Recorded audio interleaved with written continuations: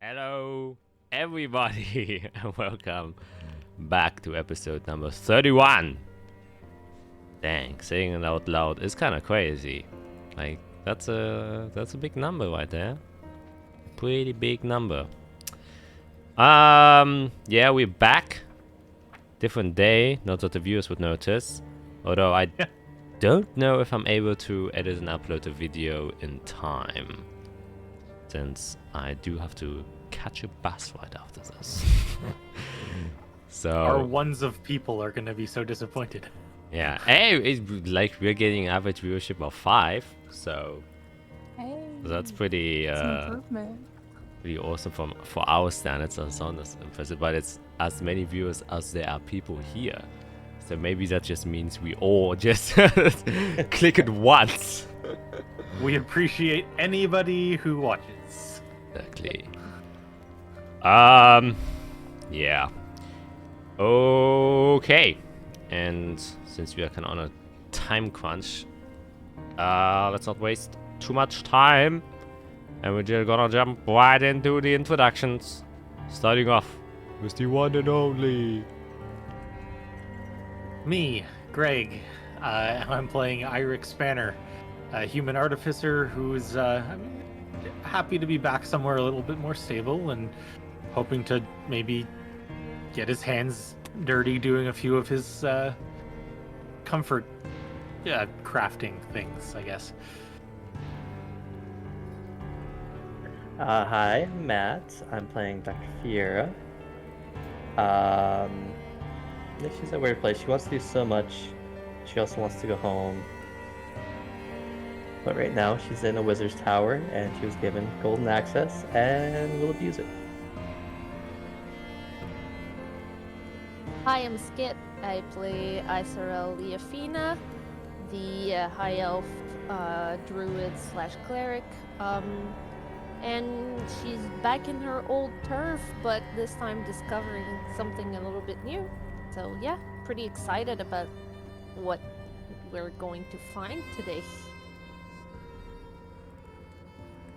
I guess that leaves me. I'm Felicia. I'm playing Arya.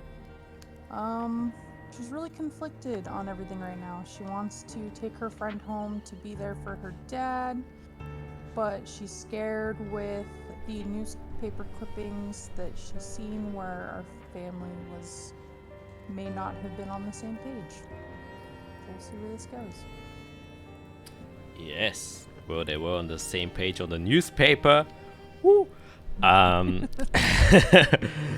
Okay, yes. So without further ado, I think we will just jump right into the intro. Intro.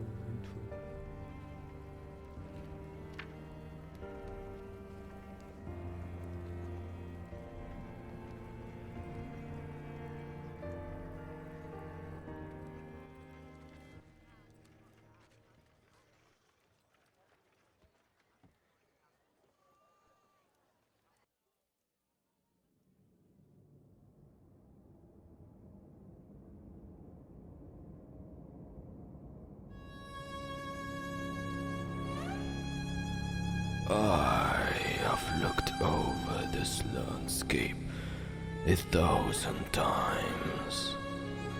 The green grass on the rolling hills, and the strong textured rocky cliffside that drops to meet the horizon. It is beautiful, especially at dawn. The red sky reminds me of that tragic day. An act so unforgivable that the gates of hell opened up. It is as you have said, Your Excellency. May he be used as intended. He must collect blood. In blood he will surely collect, whether he wants it or not. For that is his punishment after all. Truly, his sight even saddens me. But he must not worry for long, as his eternal sin shall soon be forgiven. And may he too, as we all deserve, come to peace. You are most grateful, Your Excellency. We shall establish a new order. The light we have been following has been dimming, and the people are losing faith by the day. We must show them a new light, a new faith that will not only redeem their belief, but give them the hope they need to fight. In wake of the misfortune of our own country, we shall use this new revelation to rebuild our dominance. The fools are ignorant, forgetting what we have done for them. Oh, their sins must be punished. They may only find salvation in the blood that was spilled from their bodies. For that is the only use we will have from them. We will remind them of our blessed divinity so that they can remember that we are the punishers. We are the judicators, and we are the crucifiers. The world will have their eyes opened, and the people shall see and witness the power that will save them. Prepare the Sin-Bearer Legion and be on your way. The night has been long enough. It is time for the people to wake up and open their eyes to witness a new dawn. And may the light shine ever bright again. Hear me, people. We have been abandoned by the angels, for they saw our sin that we inherited within our blood. We must atone so that we may redeem ourselves and be granted their divine blessings once again. Purge this land of the sinners. Purge this land of the unfaithful, and purge this land of the blight that has taken our sons, our daughters, our mothers and our fathers. For this curse remains as punishment for our ignorance of faith. May this blood crusade vanquish the sin that taints us, and may we finally be free. In the name of the Father, the Son, and the Holy Spirit, let there be light!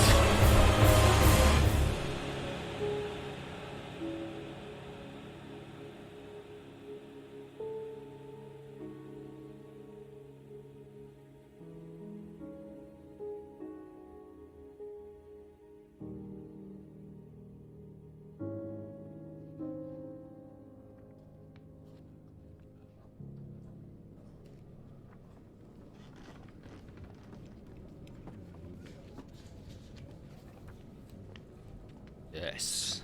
Then we come to a quick recap. You guys made it back successfully to Dallas Zolos and to the Zephyrus archives after accompanying Vashina, where you found out new pieces of information. However, not everything went as smoothly as you wanted. For one, that your good friend Arya got kidnapped by a strange top-hat guy, but after promising that she was safe in his hands and coming back to Delasolis, she was quote-unquote given back to you through weird circumstances. But that not having distracted you too much, you proceeded with your goal that you had in mind, and first rested up a bit, and then went to the archives themselves, met up with Vashina, since she is the one, after all, who will give you entrance, and as such, you then would enter the archives, going through the large hall that would eventually lead you down. You saw 4 big statues. However, one of them was kind of oddly displaced, at least for one of you who was seeing something else, which was Isorel, seeing a large elven figure adorned in garments that she has seen before, and a icon or symbol on his mask, which you also have recently seen from the broken ruins, and made out that this is a apparent depiction of the father of Azathia, and kind of awestruck by that, looked at the other strange statues that were in place here, and also noticed a few different magical influences on some of them. But after your invested interest there, you proceeded to continue downwards and came to the main kind of entrance area of the actual library itself, where you met with the library keeper, who you kind of expressed the urgency of you to have more information, and hoped that he would grant you greater access.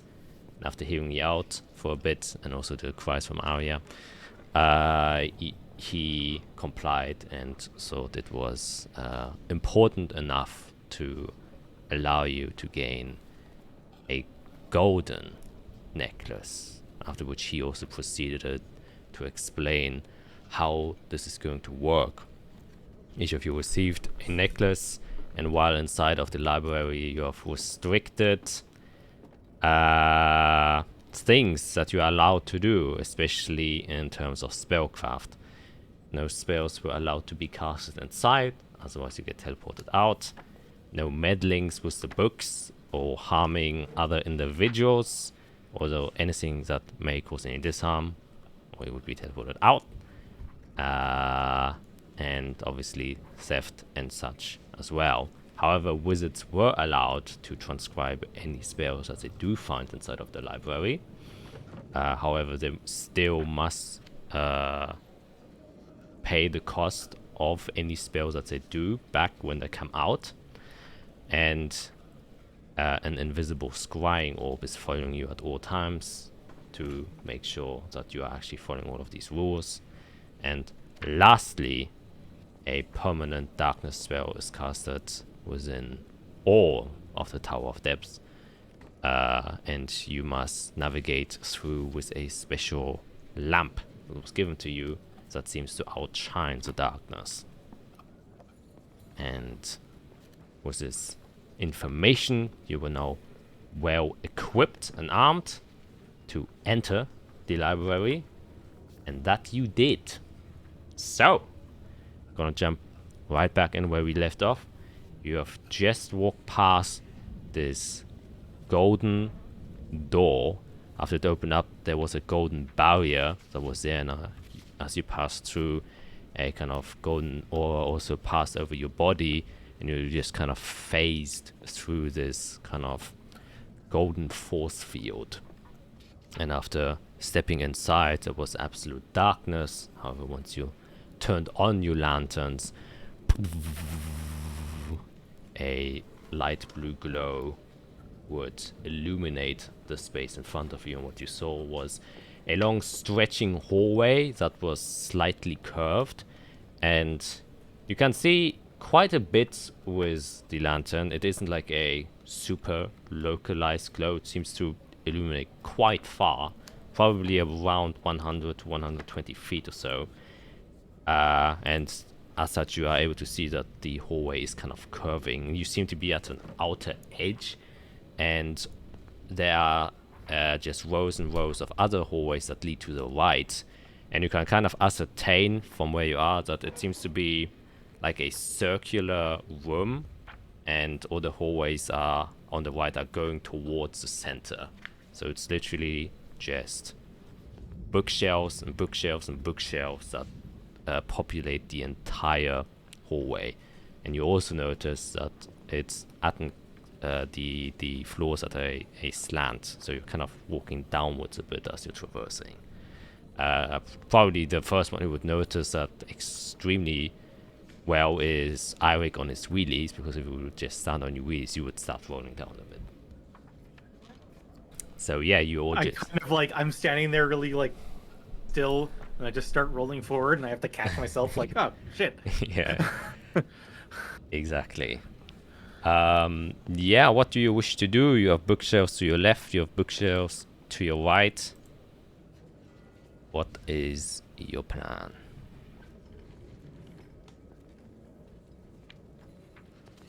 All of a sudden, Isarel is kind of overwhelmed by the amount of books surrounding her, and she's like, how are we even going to find anything in here?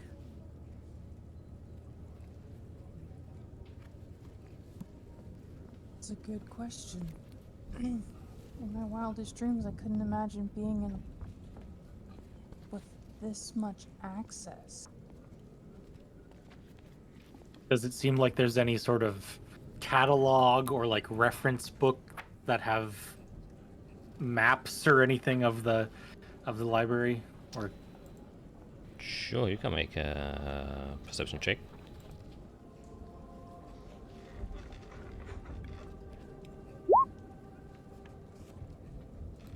That is a 14. Yeah, kind of look around, maybe if there's any sort of guidance, because it does seem quite overwhelming. And indeed, immediately to the left of you, you can see that there is sort of like a little poster with a very simplified view on how the actual library is structured. And you can see that it's very simple. Basically, there are 8 layers, kind of like just circular layers, and you can imagine it. Best way I can describe it, because I think you all have a piece of reference, which is kind of like Usadern, where it's like a spiraling down thing. However, the bookshelves, like I said, all go towards the center.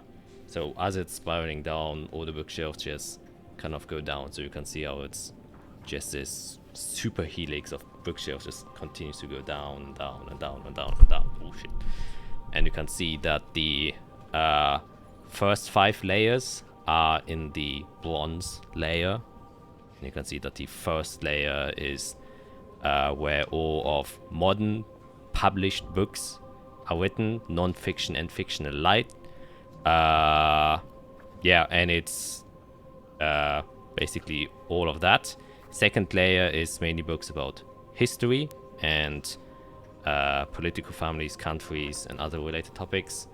The third layer is biology and geography. The fourth layer is politics and social studies. Fifth layer is about modern mechanics and behavioral studies of Chaldean kind. Chaldean kind, quick reminder, is of course the word for humanity. So as always is encompassed, because humanity obviously refers to humans, Chaldean kind refers to all races. And yeah. What did you say was the 5th layer? Modern mechanics and behavioral studies of Chaldean kind. Then comes the silver layer, which includes the 6th and 7th layer. The 6th layer has modern arcana and books that hold basic spells and how to use them. 7th layer is unpublished books by individuals who are frowned upon, and other high political figures, as well as books about true spells.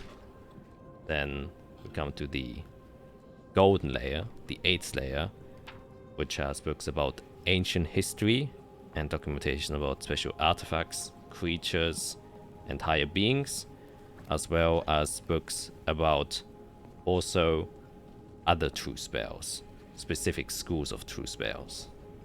The 7th layer has true spells about abjuration and evocation, while the 8th layer has true spells about transmutation, divination, enchantment, and illusion. And then the last layer, which is the platinum layer, 9th layer, are the personal archives of Zithicus Silberstein himself, and there are the spells for absolute spells and sensitive information about historical events, figures, and creatures and artifacts.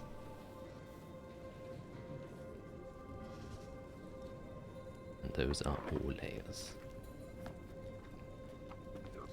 And we got gold necklaces. Yes. Right? So you can go Okay. all the 1 way to 8. 1 to to 8. the 8th layer. Can you say the schools of magic for 7 and 8 again? 7 and 8 has all, so include all schools of spell that are true spells. So evocation, abjuration, transmutation, divination, enchantment, and illusion. Oh, all except for necromancy. And then the 9th layer has absolute spells and the true and absolute spells for necromancy. I forgot to mention that.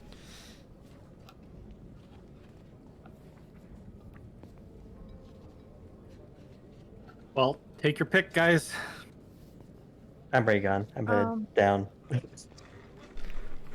Yeah, Arya's gonna start heading down to the gold level because it's got the history, like ancient history stuff.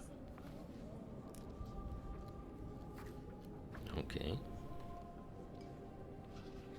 Then I guess we will just go around to make things similar. So I'm assuming you're all splitting up.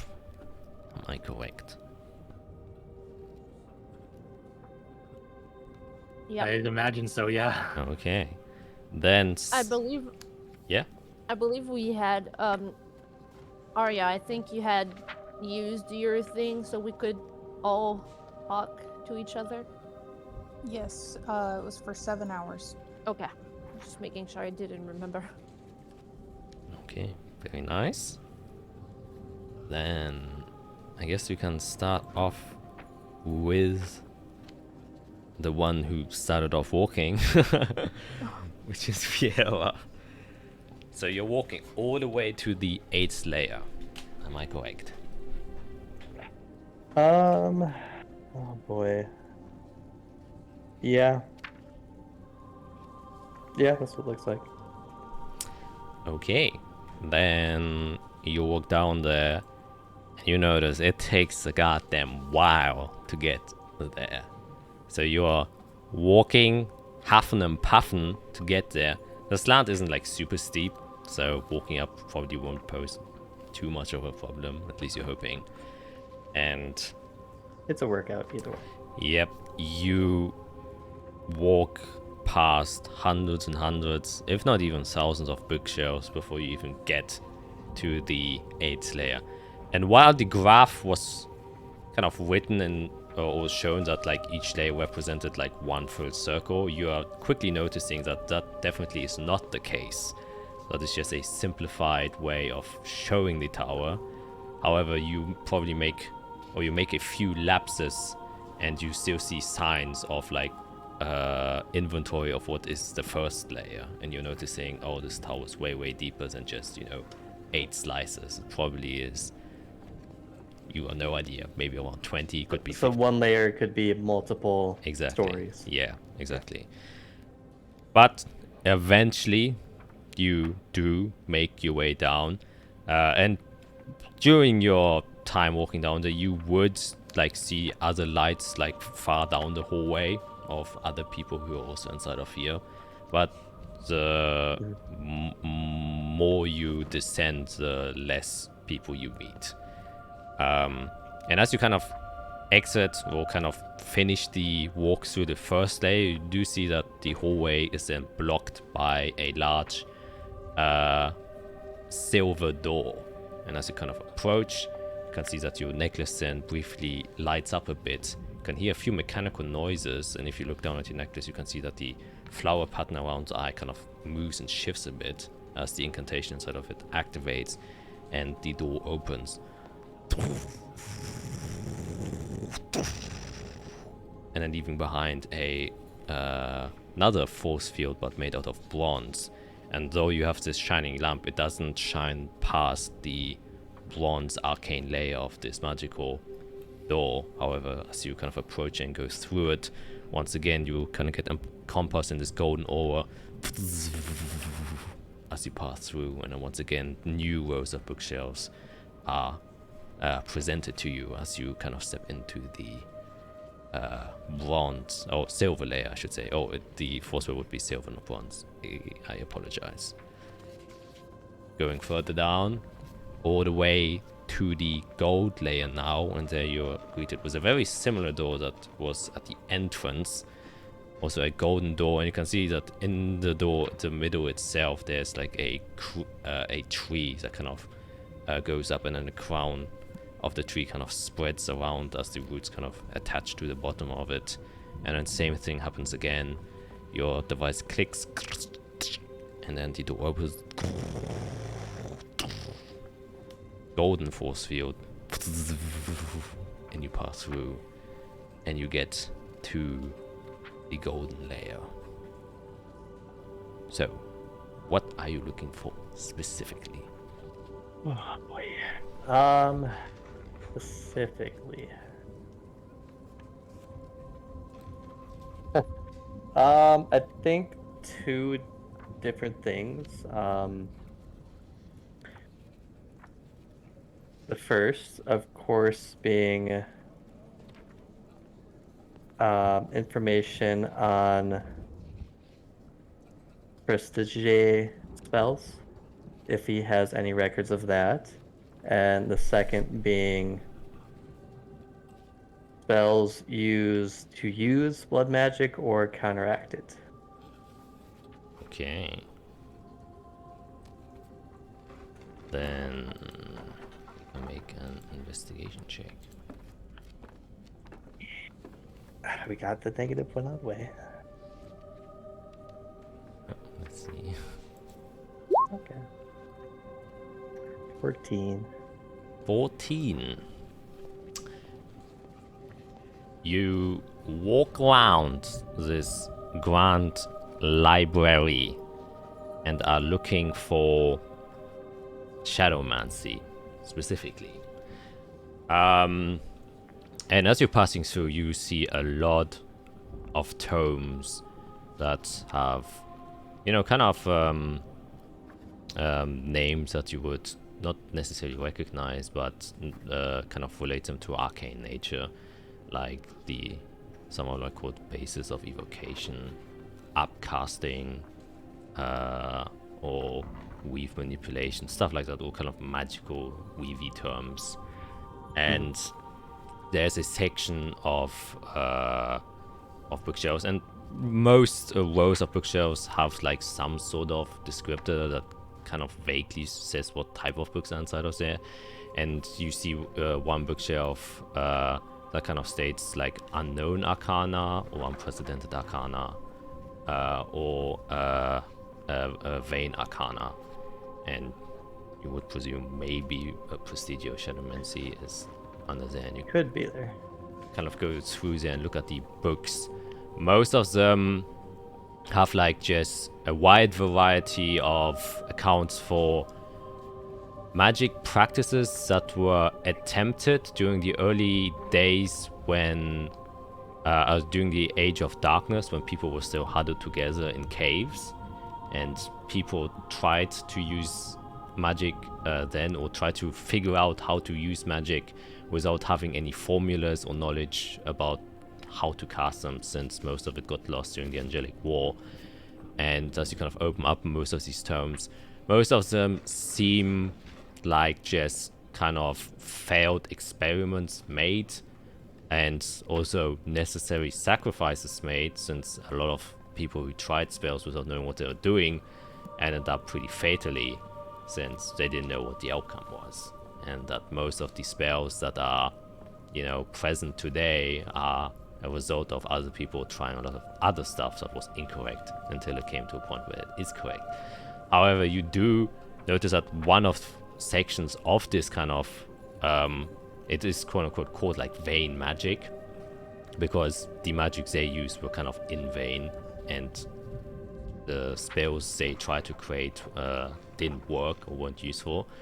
There are some notations of shadowmancy theories that a lot of the spells that were being casted were kind of more in tune with what is now known as shadowmancy, which is why the results of the spells that people tried back then differed so largely, and they didn't know that they were actually using shadowmancy instead of normal magic.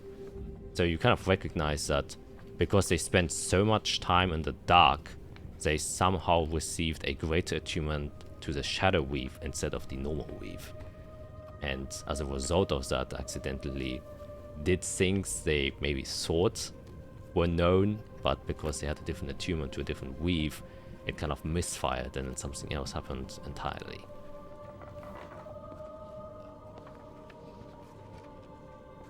Yeah, it's just, I guess it sounds like it was from a long time ago. Did you say like the Age of Darkness, or was it like even before then? Like this specifically, this book that you picked up is Age of Darkness, and okay, yeah, that you would know was started in year 2000, which is 1592 years ago. gotcha.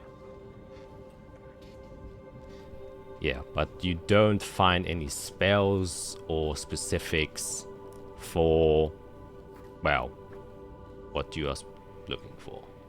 There don't seem to be any specific spells about shadowmancy inside of here. It's more like people accidentally used it without knowing it.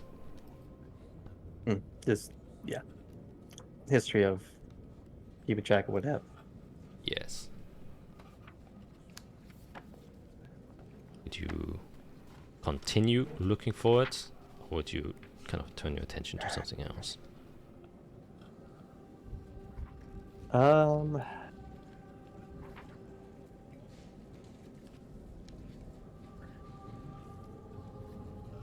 think I would keep looking.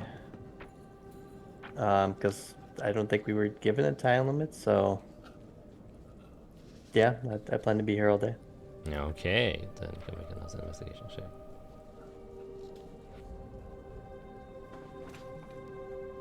A little bit better. 24. 24. Yes. You continue to look around. You think, or you at least you believe, that you're in the right environment. Or at least this lane maybe has it, or maybe the next one over. And so you continue to kind of scour through there. And you do end up coming to a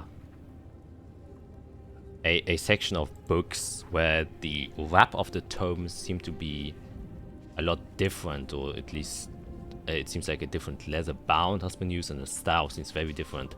And they are completely sleek black and have like golden carvings inside of them. And they're still very well maintained. Either maybe they are kind of newish books, or maybe they were just extremely well preserved. And as you kind of take them and open up, you can also see that on the front cover there is a bird skull imprint on it, but there is no title to the book itself. And does the bird look like the one from oh god, it's been so long since we've been there. What was the name of the city called? The Underground. We went to that section of the city. Oh, Vanswire. There seemed to be bird calligraphy as we traveled to meet with that gentleman. Yeah, you can make a history check.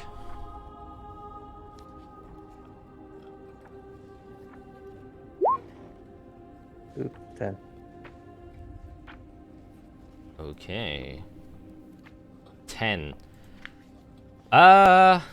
It doesn't ring a necessary bell since it's just almost like a quote-unquote generic depiction of like a bird skull, and you can't really tell which type of bird it is.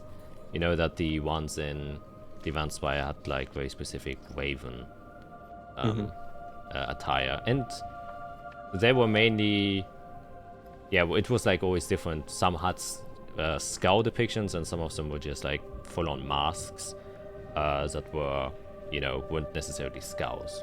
So you aren't making a direct link. Could be, but you can't remember if they look similar enough where you would make the generous assumption that they're connected.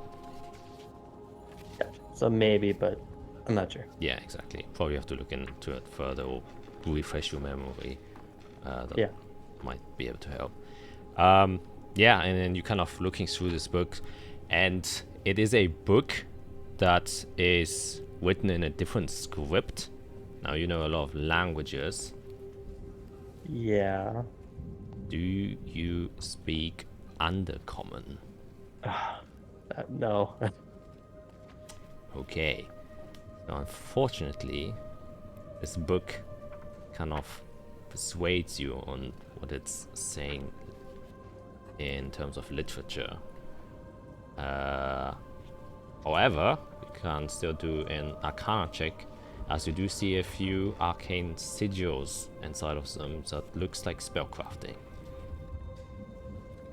Yeah. Oof. 17. 17.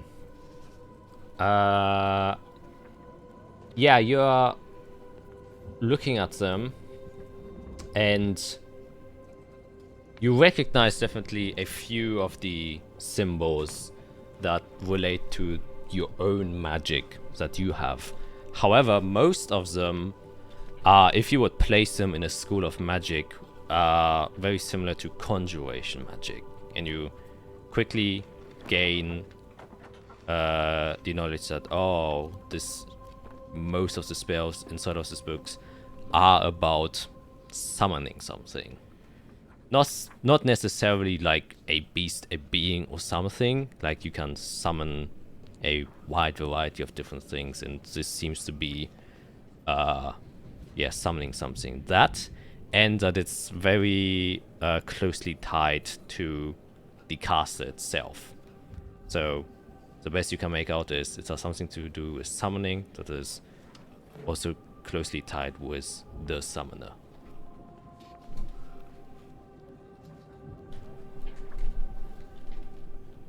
Gosh, what can I do with that? Do I have any inkling of what tier of magic this might be? As in potency? Yeah, like first level, second level, third level. You would think that it's around the area of either 2, 3, or 4. Interesting. Oh boy, what do I do with that?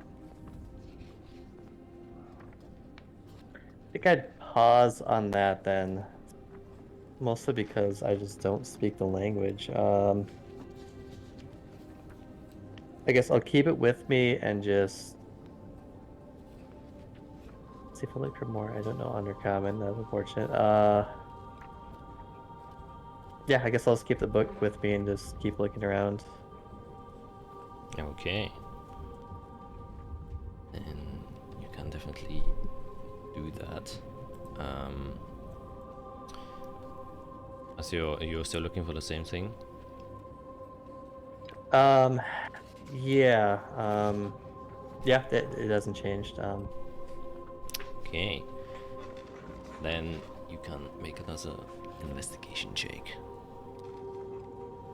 Gosh, I see. I would use Chrono Shift. I'm scared that'll kick me out of the library. I've been holding back so far. Oh my god! Oh! Again? Am I worried about getting kicked out?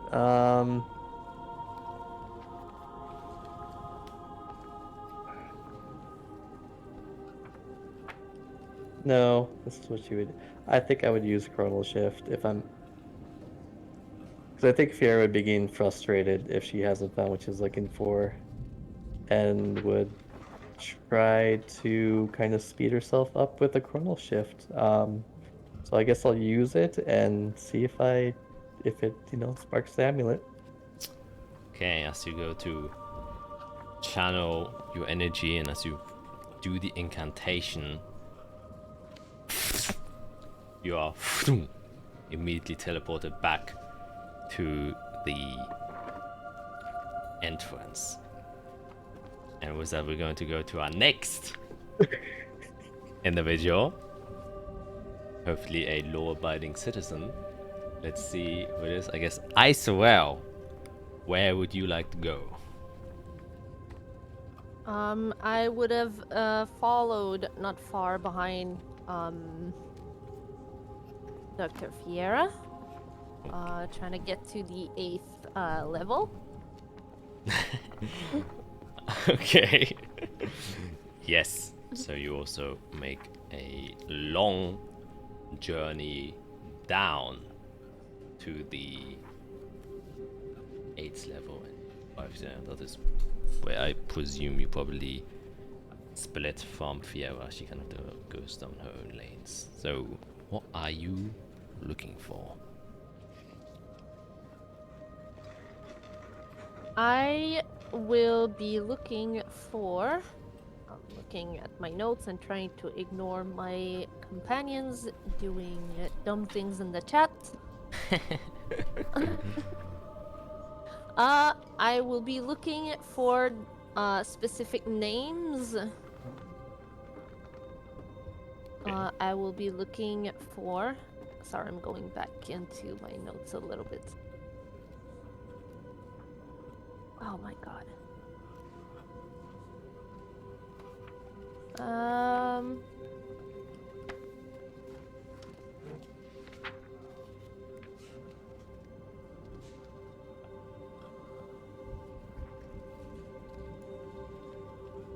I will be looking for the names,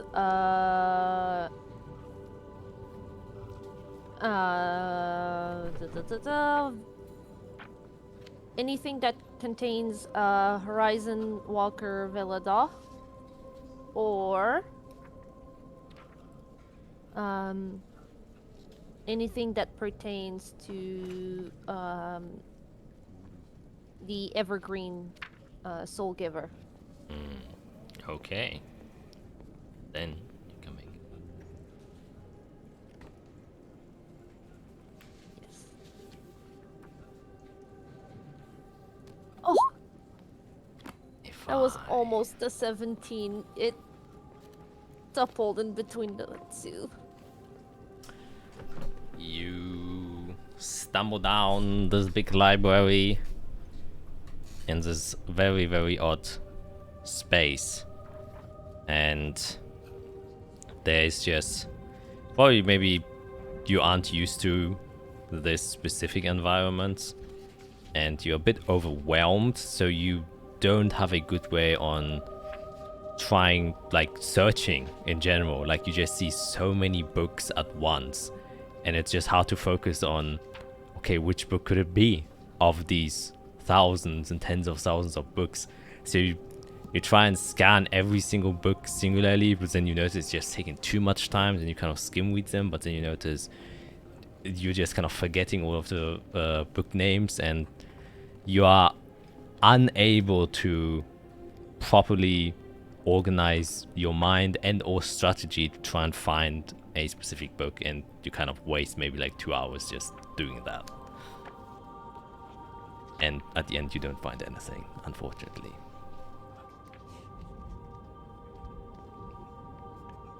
Do you wish to continue searching?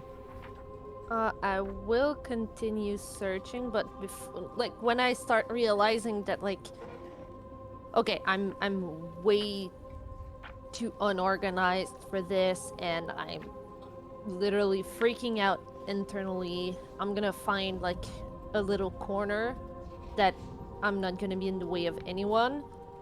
I'm going to sit down and I'm going to start praying to Servalon and ask for a little bit of help and spend some time there while my friends are looking around. Okay. Then you can make a straight wisdom check, however with disadvantage since you're far from what is considered nature. This is the opposite.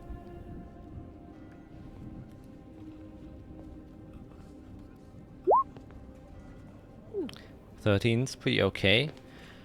Yeah, sitting down and just kind of focusing. The first 10 minutes are a bit of a struggle because you notice that you don't have any innate connection to nature in this space, and you realize that that is probably a wanted effect of whatever kind of arcane barrier probably also surrounds the outside of this tower. That it's not allowing magical influences to come through. So you have a hard time connecting to what would be your kind of source of power, kind of limiting yourself.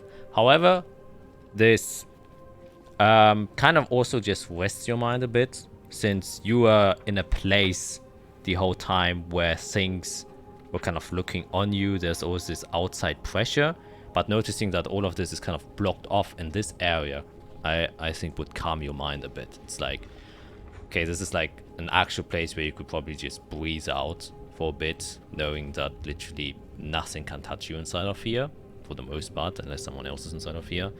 And you also have this necklace that is somewhat protecting you to a certain degree. And I think it's less that you are able to connect to Servalon, but knowing that you aren't connected with him means you are also not connected to anything else. So the problems that you're carrying with you, and you breathe in, you breathe out, and your mind is a bit more focused. I'm gonna focus a little bit more into only the evergreen this time, and just tackle one thing and try not to get distracted by everything else that we just learned. Mm-hmm. Then you can make another investigation check.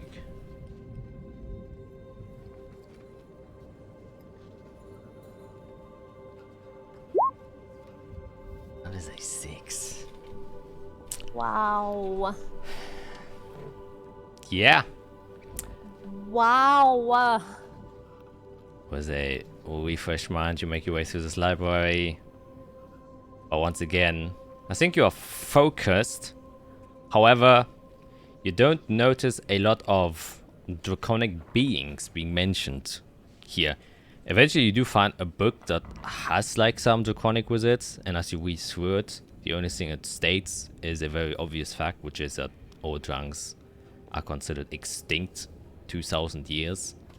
Or have gone extinct 2,000 years ago when the Angelic War started, or ended, I should say. And that is the last account of them. And that's it. And you're like, oh, fuck. And you are... Dude, I found History 101. Yeah. Dang it. And then put it back.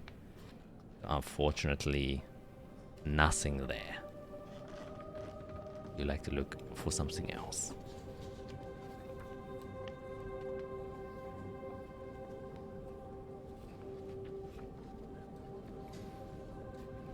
I'm gonna look for something about the Daedalus Bay Court. I'm gonna kind of shift my direction a little bit and see if I can find anything about that. Okay. Then, once again, an investigation check. I just want something with double digits. That's all I'm asking. That's all I'm asking. Yeah, these rolls really ain't. Much better. 18. Okay. You stumble around and kind of leave the section that you are at and look at ancient history and probably go to the section of people and civilizations or organizations or tribes or stuff like that, since the court technically is a tribe slash organization in very broad terms. And as you're kind of looking down here, you see a lot of notations of like different tribes, families that were made during the Age of Chaos and during the Age of Darkness, but they all don't seem to be relevant to what you're looking for. However, one book does eventually pique your interest, which is named Court of the Forgotten Fae. And I'm like, oh, that sounds like the Dryadless Fae Court. They are Forgotten Fae after all. You take it, open it. It's apparently written by Eradim Lichtgeborn. And as you continue to read, it is basically tells the story of, or the accounts of himself, of the founding of the Azathian dynasty. And you realize that the guy who was writing this wrote this during the Age of Chaos, when the elves also left their caves. And as you continue reading this, you notice very, very quickly that the accounts written inside of this book, which is, to be fair, a second-hand thing, or no, it's actually first-hand, but a personal description of historical facts. But the things that he's mentioning are different from what you've learned about Azathian history. Specifically, how the elves were led by, and that is where you recognize the name again, Horizon Walker Veladon Sonnenvater. Now you have his surname, the father of Azathia, and how he led the elves out of the Caravan Ravine during the Age of Chaos. And that the elves, during the Age of Darkness, stayed inside of that ravine specifically. Since everyone was kind of crossed around and were in different holes and caves throughout the world, it seems like that the majority of elves came from the Caravan Ravine.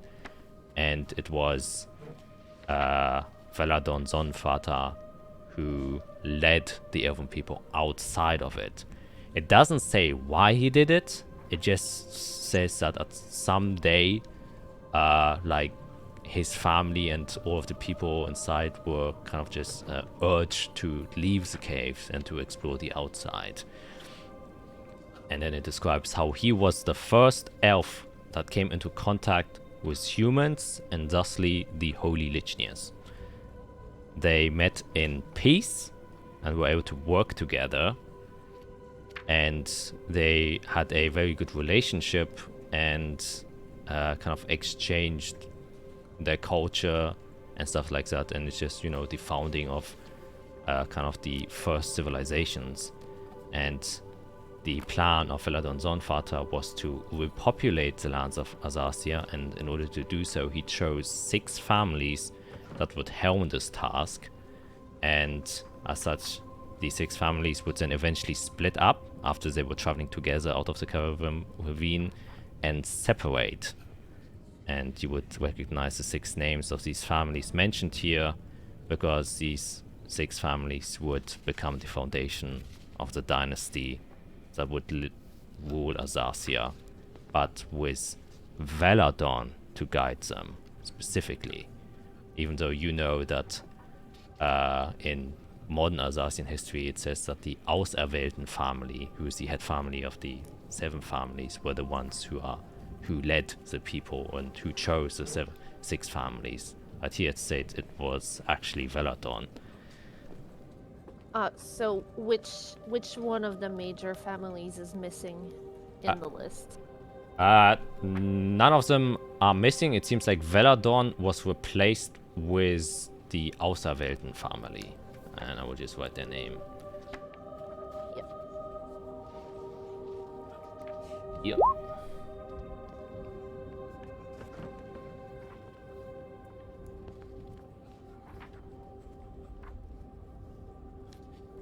Yes, and it then says that Veladon revealed to the people his plan, why he chose 6 people and why he chose to split up instead of staying together. That he was a member of an old Fey court which resided in Azathia before the Angelic War, known as the Dryadalus Fey Court. And his ambition, why he chose these 6 peoples, as this guy is writing, were to plant what he called lost seeds of the World Tree sapling at the place they decided to build their cities, and that the World Tree seeds, or World Tree seeds, would give birth to a World Tree sapling, which give vitality to the lands and allow the people that live there to thrive. Because that is higher goal and purpose was for the people to kind of rejuvenate the lands of Azathia, to bring them back to what they once were. And that is where the book kind of ends, as obviously the one who's writing them joined one of those families and separated from Veladon, and there are no further notations about him inside of here.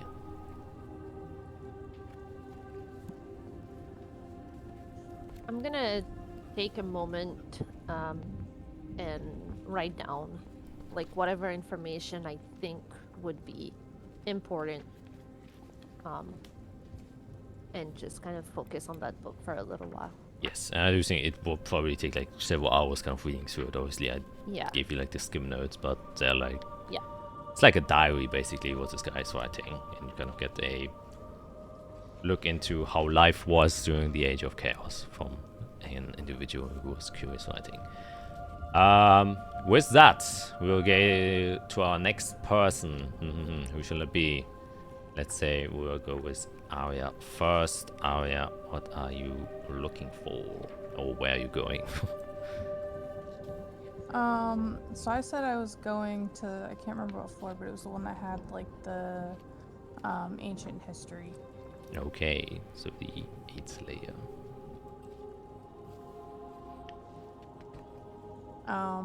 And I'd be like specifically looking for information like the day the angels cried, trying to see what I could find about it, if there is anything at all, which might be needle in a haystack. Okay, yeah, I can definitely do that. My investigation check, and while I do that, I have to correct myself. It wasn't the Auserwählten, it was the Machtbändiger. I always confuse the two families that was replaced. Auserwählte was the second family. Machtbändiger was the one that came in later. I apologize. I get mixed up sometimes too. 14. Yeah, you are looking through the 8th layer ancient history. You said the days the angels cried, right? And like anything leading up to it. Yeah. Yeah, you're looking through, and you know, you go to the history section, and you notice that most books here are before, like way before the Angelic War. And you're realizing, not Angelic War, the day the angels cried. And you notice that your time frame that you're looking for probably is not within ancient history, or at least on a section of ancient history, since the day the angels cried isn't considered ancient history. You kind of gain fairly quickly as you're rummaging through these books. There are a few accounts of, you know, that mention the day the angels cried, of like research made that kind of say that they were kind of investigating dragon porn. Dragonborn. I accidentally said the P word. Sheesh! Don't block us. Don't demonetize. Please. Please. I mean, if you play Baldur's Gate 3, you know.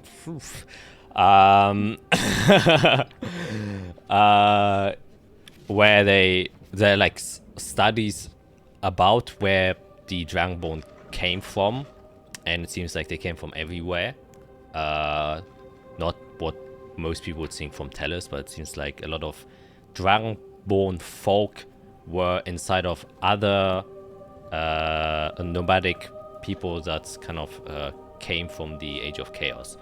So not like the elves, where people know, oh, elves only came from Azathia. And the dwarves and gnomes mainly came from Collis, while the humans mainly came from Canaan. Dragonborn kind of appeared everywhere. So Dragonborn were with the elves, like a few Dragonborn were kind of mixed with them.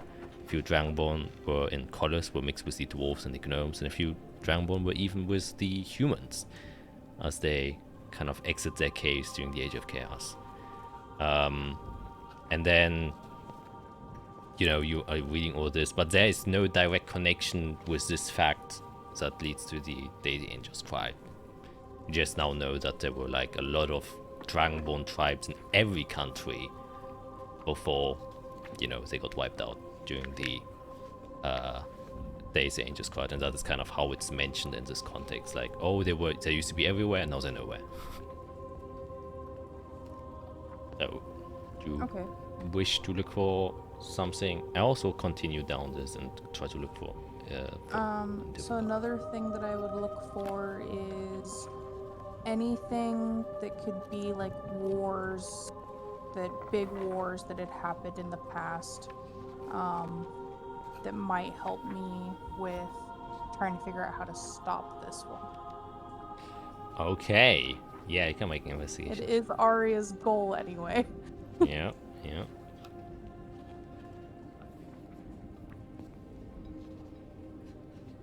There it is. I was like, where'd investigation go? Are you kidding me? A 12. With my +9. Yeah, but I mean, it does make a lot of sense because, you know, you have quite a big library of history itself. It's what you studied, and you don't recall any war or big war that has happened. Like, the Holy Legion is made very sure, and, you know, probably through unrighteous means, that there would be no other party that could, you know, stand up to them. You know, any sort of opposition that would, you know, come close to, quote-unquote, becoming a threat, or who tried to overthrow them, were instantly annihilated, and nothing is known of them anymore. So there never was a war. The only war accounts you have are from Collis, known as the Underwar, where there are, during their mining procedures or mining operations, they kind of dug extremely low, and then they encountered a tribe of deep gnomes, and a war started between them, and that is the kind of only known war that has actually happened in this continent, or large-scale war, apart from the Angelic War, obviously. The other thing you would also read about are like conflicts that happened between Lucera, which is the highest continent on the glacier, with Hemes, which is the country below that, and that there is a constant conflict going on between the Tieflings and the Holy Legionaries that are set up there. But it's kind of more like a stalemate. You could call it a war, but people don't really consider it because no one is actively trying to invade someone else. Even though the Holy Legionaries probably would try to do that, but they aren't able to just because of the environmental effects.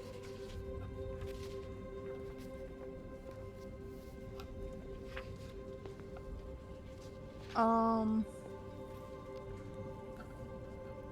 maybe what would Arya?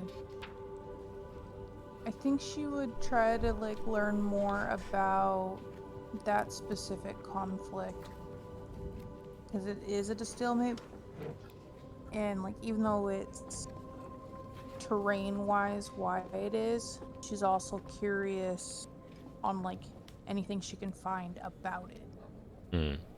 Okay, yeah. Can I make another investigation check?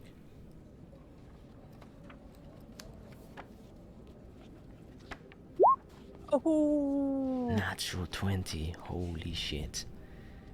Okay. I just needed to narrow it down enough, I guess. Yeah. So, you are looking for the conflict between Luthera and Heems, and you find a fair bit of accounts from there. It is a ongoing conflict that has been going on since the discovery of tieflings, so to speak, and it reached its apex during the days the angels cried. Obviously because the people of the Holy Licheniers saw all vile bloods, but specifically tieflings, who are notoriously known to carry devil blood inside of them, that the Holy Licheniers were very antagonistic against them.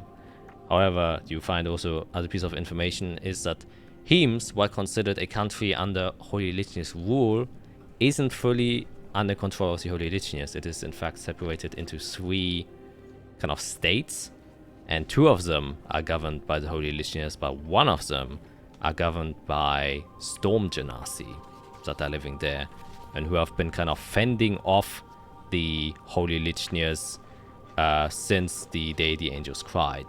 They used to work together with the Holy Licheniers, but during the day the angels cried, a conflict broke out, and one would also consider that a war, but it's similar nature to with Luthera, which is they apparently created a kind of mini high storm that surrounds the entire region, and people that go in there aren't able to navigate or orientate themselves.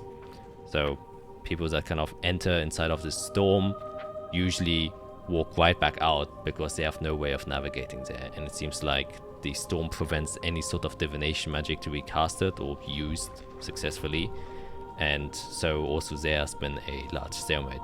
However, what becomes interesting is that the Holy Licheniers is thinking that they are conspiring with the people of Luthera, because that is one way how Lutherians or the Tieflings would be able to get down from the Great Glacier, go to this place where the Storm Genasi is, and from there, since it's directly above Yeshimon, be able to enter the continent.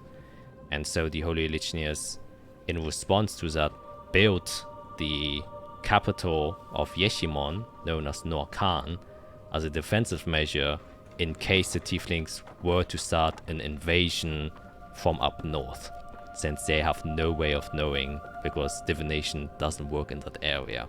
So they're a bit worried there, and have a lot of forces stationed up in Heems and in Yeshimon to kind of hopefully prevent any invasion that could happen.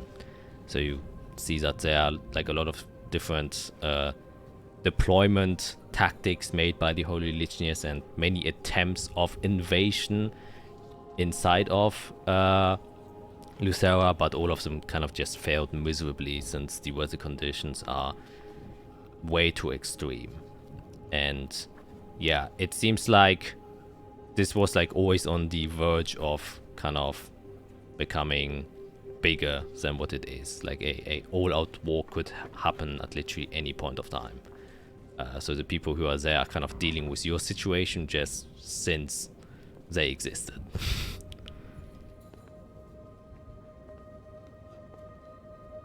Okay. Arya would message Izrael and tell her, I found some stuff about a conflict that is between tieflings and the Holy Lichenius that's kind of at a stalemate, and it's really interesting.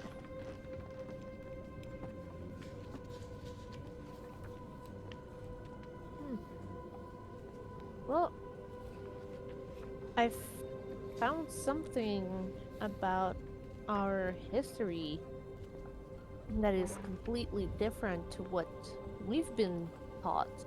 So that's also kind of interesting.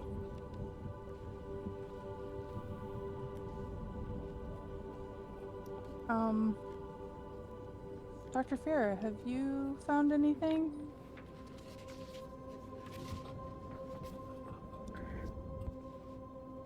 Nothing worth mentioning.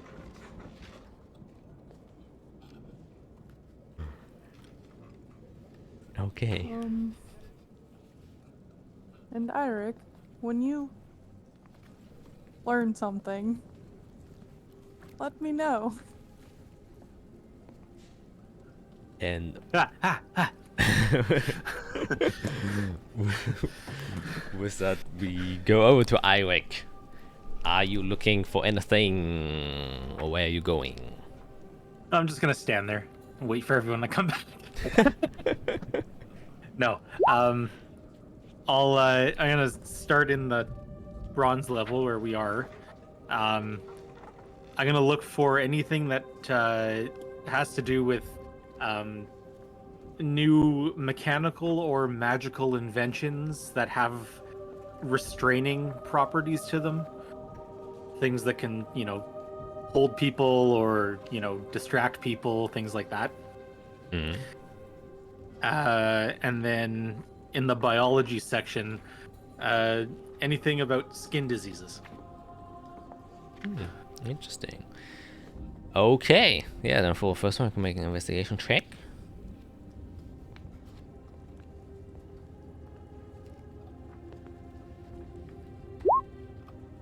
A 24.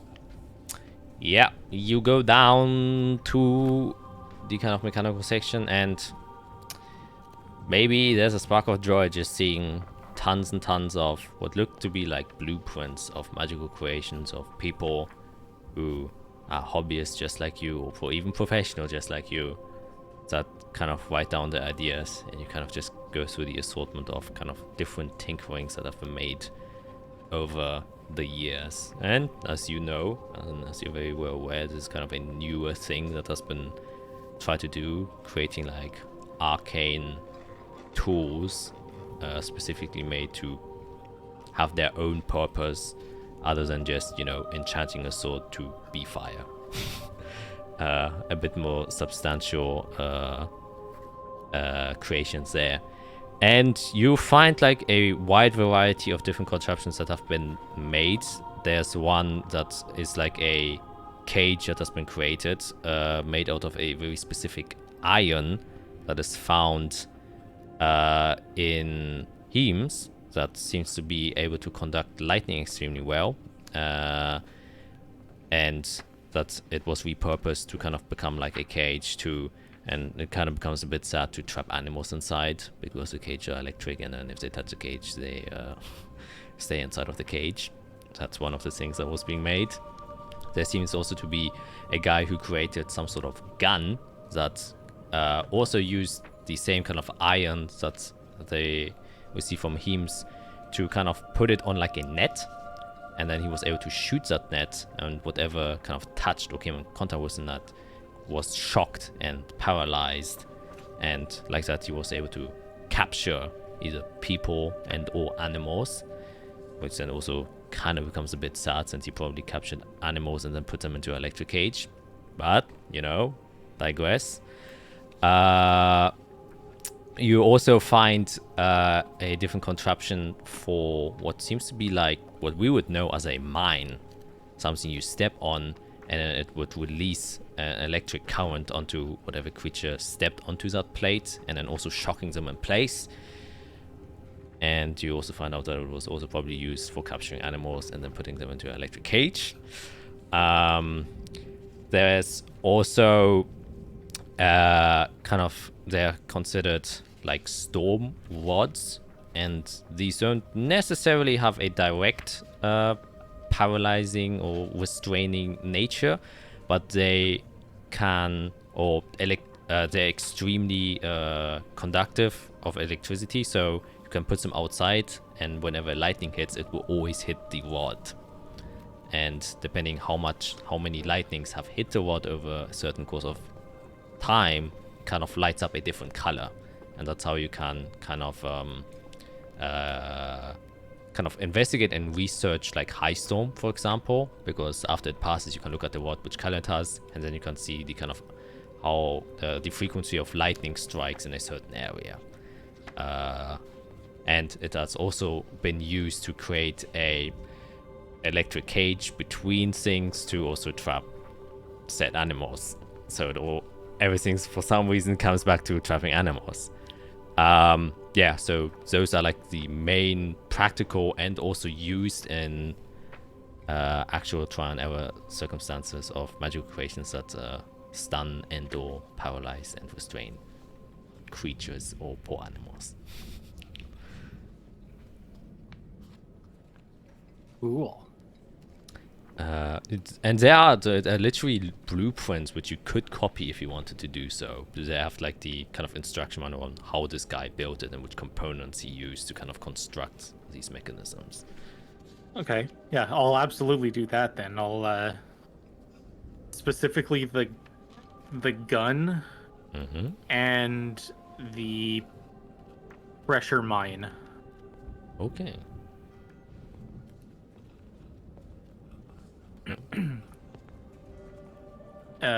And were there names associated with those contraptions, or is it just blueprints? The blueprints do have names, and I gotta have to look this up.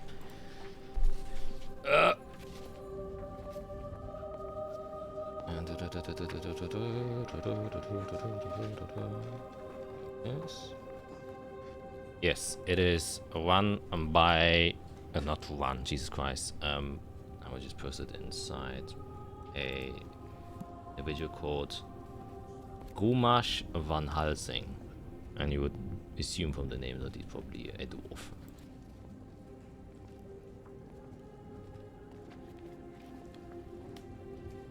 It doesn't ring bells to me. Actually, come on, history check.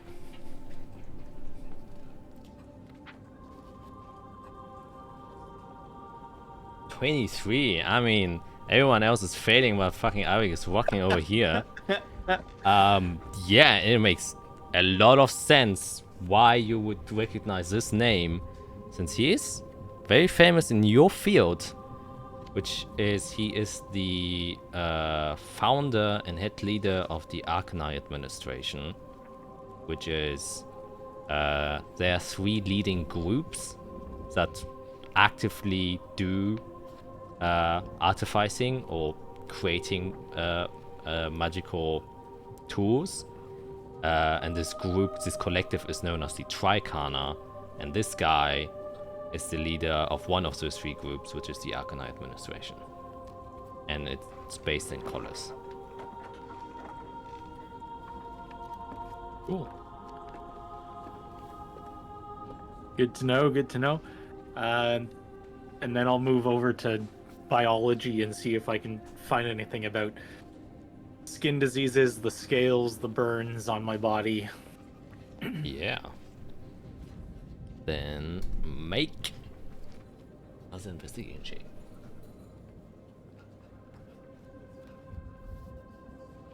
Holy shit!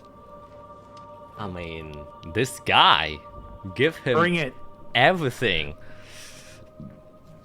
Yeah, you see an entire section about diseases, illnesses, and one even just for skin diseases, you know, and a lot of disgusting images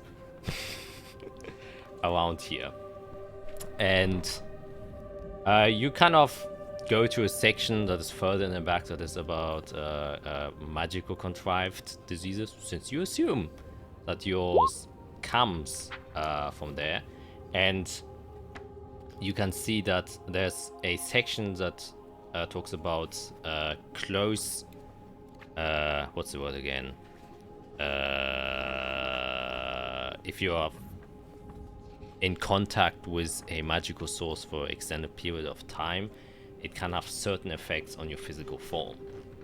And you know, there's different sources of magic that might cause this.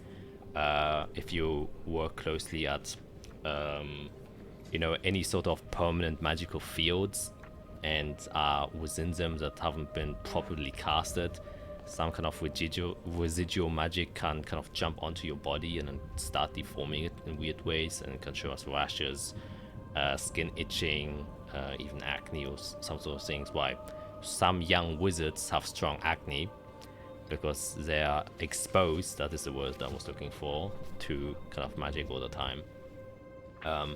However, the effects can greatly vary, and usually the higher source the magic is, the more kind of potent the effects are. Some people also describe how druids kind of some of the skin turns kind of bark-like or moss-like because they're exposed to natural things. So exposing yourself to a lot of certain specific types of nature, it will also kind of take form on your own body. And there's one section which definitely piques your interest, which is exposure or large amount of exposure to chrysalises, which can result into deformation or transmutation of skin. And it has been documented a few times that people that have worked closely with chrysalises, kind of installing them and preparing them for machinations, as you are aware of, like Elenite spheres or stuff like that, end up having kind of scales show up on their body. And depending which type of chrysalis they have been working with for a period of time, the scale color varied. Usually red for red, blue for blue, green for green, so on. So it seems to be somewhat related to that. And there are a few drawn pictures, and they look extremely similar to what you have on your skin.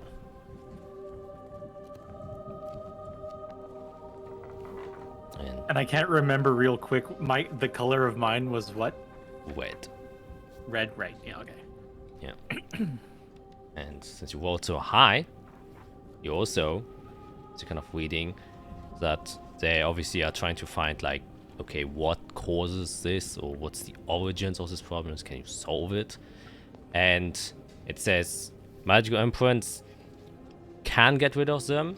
However, in case of one contrived through a elemental chrysalis, is almost impossible to get rid of. In fact, it usually even starts spreading and just kind of eats up some of your own magical energy and then uses us to kind of spread around. However, it states that on patients who had this for a very long time, who had their entire chest and arm kind of turn into a scale-like thing, experienced a influx in magical capabilities, and some people who weren't even able to cast were able to cast after they had this experience.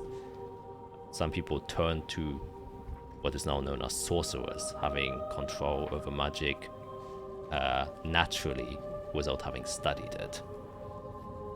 And there are claims that this is residue of draconic artifacts, which is very evidently showing itself on the physical body, that getting such a close contact with a magical or draconic artifact specifically, the footprint obviously would then be kind of dragon-like, just how druids turn into tree-like.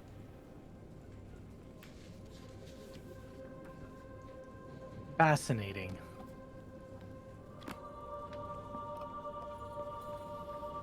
Huh. Okay, well, that's good for that. I've got other things, but if you want to go back around. Yeah, let's see what Fiera's up to, huh?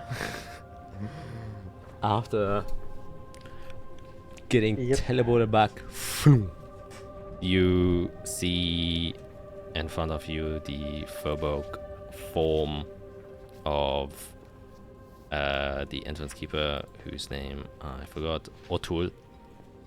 He just kind of stares at you, has like a very slight smile, says, So I see you couldn't abide by the rules. Is that so? Well, seems not. Well, if you wouldn't mind, you can take a seat and wait for your friends to return.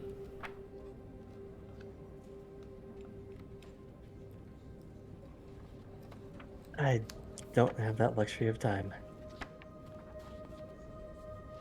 And since I can't research what will save me here, I'll have to look elsewhere. Very well then. I wish thee good luck.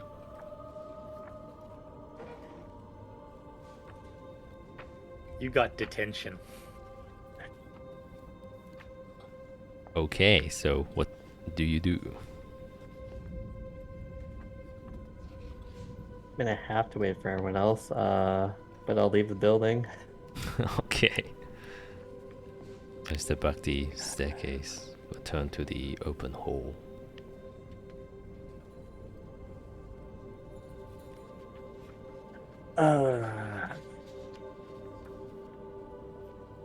Yeah, I don't know. Like professors don't really have anything else to do.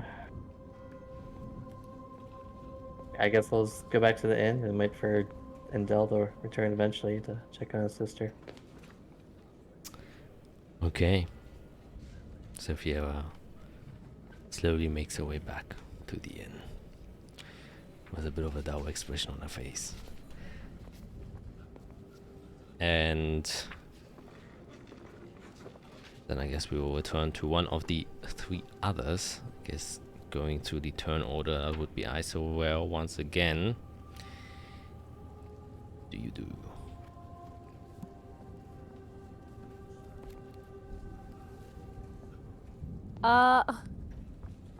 Definitely not be taking a snack in the middle of like the biggest archive of my nation.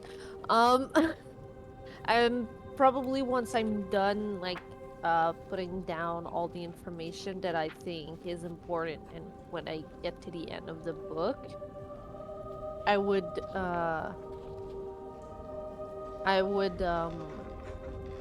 kind of find where Arya is to try and talk over what we found. Yeah, you can do I'd that. probably just go ahead and be like in our mind link, like, hey Arya, where are you, so we can look at this and start walking around to find her until she answers me.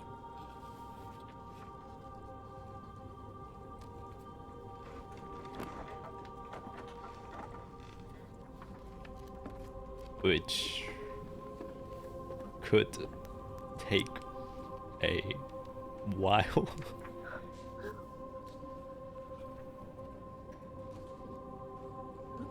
Sorry, my mom's here and was asking questions. What was that? I'm asking you where you are, like in the mind link, so I try to find you. Oh, I'm in the ancient history, I think 8. Yep. Oh, so not too far from where I am, so I'll start looking around for her. Yes. And eventually make it there. Okay, and you find... Oh, yeah. Okay, so I found something quite interesting with our history. So apparently our first contact with the Lichnius was actually peaceful. What? That's what I've read. I found this diary from a guy that tells the story of our people living in the caves, and when they first got out of the caves with the Veladon, and apparently they had a peaceful meeting and they actually shared stuff and lived peacefully. So I wonder what went wrong. How long ago was this? That was like what we said, it was 300 years ago, 350. I don't remember. I forget every single time. Yeah, way longer than that. Oh, When they met was at the end of the Age of Chaos, which was 567 years ago. so over 500 years ago. So none of that information would be in here, I'm assuming? In this section? Are you asking me? Yes. What? Oh, can you repeat the question, or what specifically are you asking? I'm a bit confused. So, the information that Iserel just gave me, I would assume with that time frame, there probably wouldn't be any information about that meeting in the ancient history section. That's where I found it. Well, I mean, in the section I'm currently in. Would there possibly be anything? Could potentially, like, you still found stuff, and it is everything that is it isn't like ancient history. This is still anything that is post Angelic War is considered just normal history. But some people kind of still put in Age of Chaos, Age of Darkness into ancient history, since it's so foreign and so different. Yeah, but usually it is not considered ancient. It's like, okay. Yeah. So I would just try to find anything that I could on it. Okay. Specifically the meeting between the Holy Legionnaires and the court. Yes. Okay, I'm make an investigation check. Just seeing you trying to figure out. Sorry, I'm doing many things at once time. Yeah, I'm noticing. I'm like, what the fuck is she doing? Is she being a clock? 25. Yeah. You're looking around, and there are many books, and you probably like go away from the ancient history section and go to more, historical documentations and notations of people who are usually frowned upon, and there is a book that's kind of generally describes what has happened, and it also seems to be like a kind of first-hand notation of someone who probably was there, apparently, who has written this down. There's no name attached to this document, but it describes why they were kind of traveling the elves, and kind of placing the High Storm, still kind of hiding inside of the Servalon Great Woods, that they encountered after a while, like humans who seem to be like way more well equipped than them. Like, they had tamed horses, they had armor, they had weaponry, and the way they encountered them is that they were being attacked by a group of demons and were saved by what seemed to be like radiant knights. Specifically, and the most important notation you mentions is that the kind of leader of this group, who would kind of introduce himself, is the first Archbishop Alexander Hornos Dignitas of the Holy Legionnaires, whose name I shall write, who was also known to them and introduced to them as the Enlightened. After they kind of met through kind of in a mortal situation where they both were kind of attacked by demons, although more the elves, and then got saved by the humans, they sat together, him and the father of Azathia, who would now be mentioned, and kind of just discussed their plans. And they just had a kind of exchange of talks, where they came from, what they're doing, and stuff like that. And they quickly realized that they both are leaders of people who received some sort of urge or vision to step out of the caves and start populating the world again. And that Alexander was greeted by an angelic figure during his sleep, and kind of gave him the revelations of the holy text, which he then found, which he already has found when he met up with the elves and was able to build cities. And that is when the elves first heard the terms kind of cities outside of caves. And as such, they made a pact together to work together, kind of help each other to build up the world again and to stand against the demons. So, based on this, Israel, it sounds like we owe a lot to them.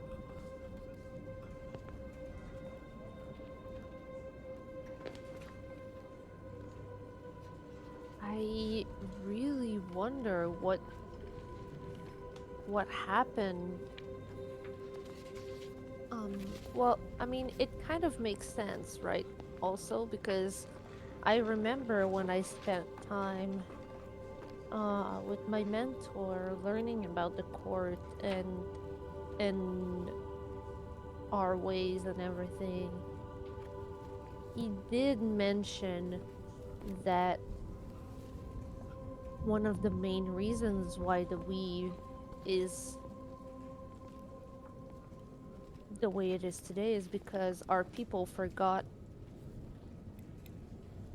who we were and all of the, you know, historical stuff. And I kind of, you know, I always thought that it was because the Lichness did something to us,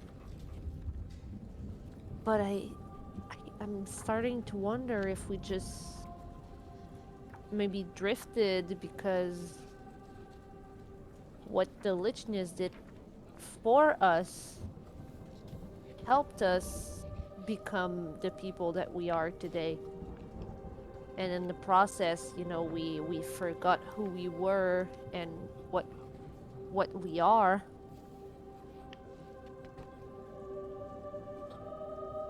I'm not so certain anymore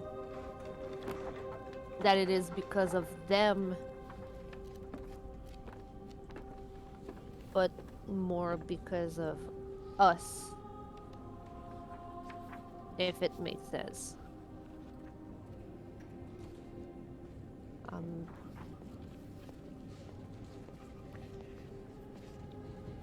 I mean, it makes sense.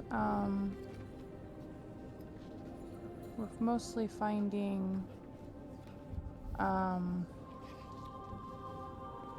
history, and it's fascinating.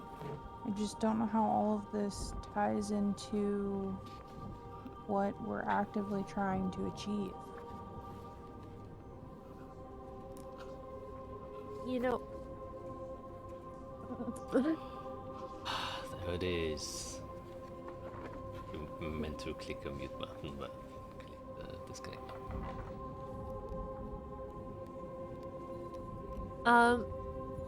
you know, I was so certain that the Lichness were the big bad villains in this story, and I'm not so sure anymore. I think today's Lichness is bad, but back then Lichness, they had something to offer that we needed.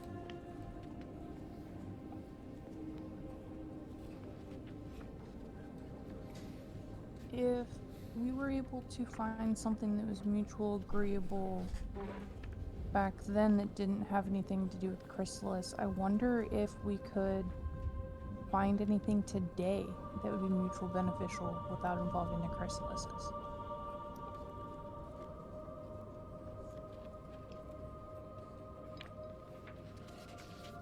It might be. I think it's worth at least. Sorry. I think it's worth at least trying to find something that we can both agree on. And I think it's by remind it. I think. Wow. Reset. Restart. Okay. Words. Words are hard. I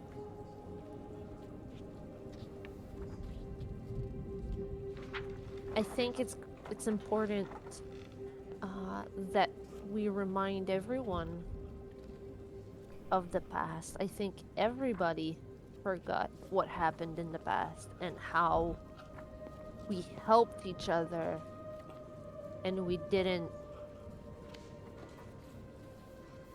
try to overpower each other.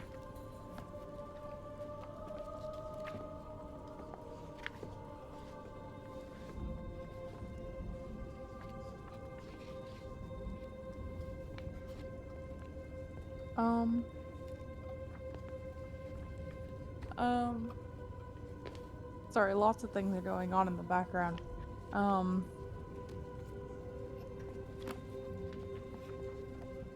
This is so much information. And... Hey, Eirik, have you found anything that's beneficial to what's going on? Or are you just on your own personal adventures? Yeah, I mean, nothing of super note. I kind of just been looking for stuff to help get my juices flowing again, you know.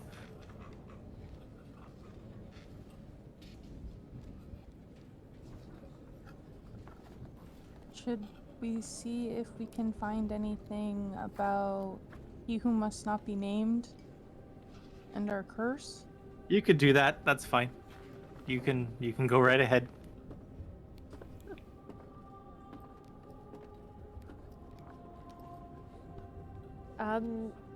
So Fiera, have you found anything new in the past couple hours?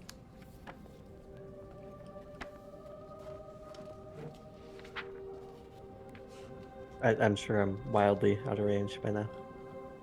Oh yeah. Well, how far is the range? It's a mile, right?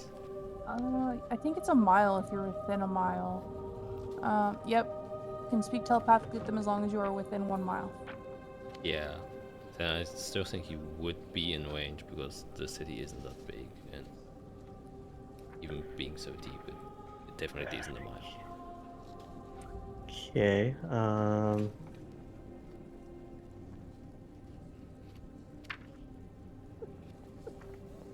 think all you hear is just no. All right. Well, What section are you in? And we can just come find you. We're gonna start looking at blood magic stuff.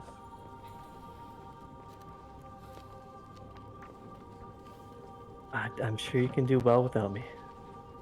What did I you just do? look at Azrael and look.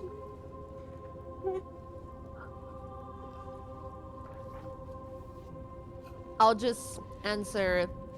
Well, just stay safe, and if you need us, just let us know.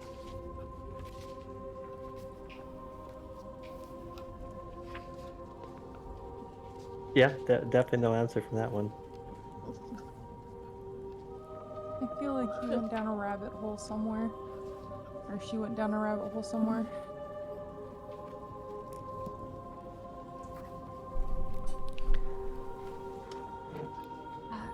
I'll help you look for blood magic stuff. And I think with 2 set of eyes, it's gonna be easier to find. Or at least, You're right. less tedious.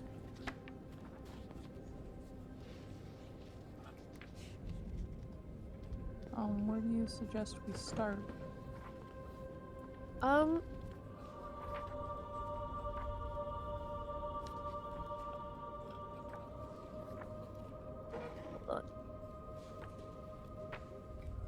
Mm,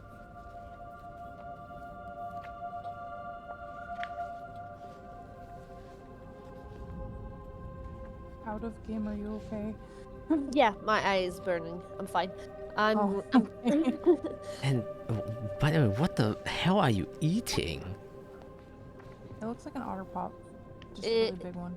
it's a Mr. Freeze. Like an otter pop. Oh, so it's like an ice cream.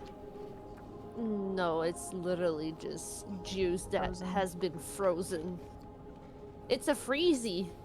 Oh, Frozen sugar water. yeah. Yeah. That's what I meant was ice cream, like a Yeah.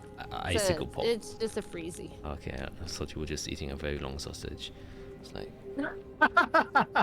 okay, Tastes like cherry too. Very good. Right. I wonder, like, should we look into the more recent history, like political stuff in the bronze section, or maybe like the political and social stuff also in the bronze? Or do we look more into the his I don't know if he's considered ancient history or more modern history. Well, let's see. How long ago was the first thing that we found about him? That was around 350, between 350 and 400. So kind of like in a similar range of the day the angels cried is kind of lumped into that time period. So we can go to that time period, and see if we can find anything. But would that be considered more ancient history or modern history? That is my question, because it's one's in the bronze section and the other one's in the gold section. Maybe we should check with gold, since it's not stuff that everyone has access to.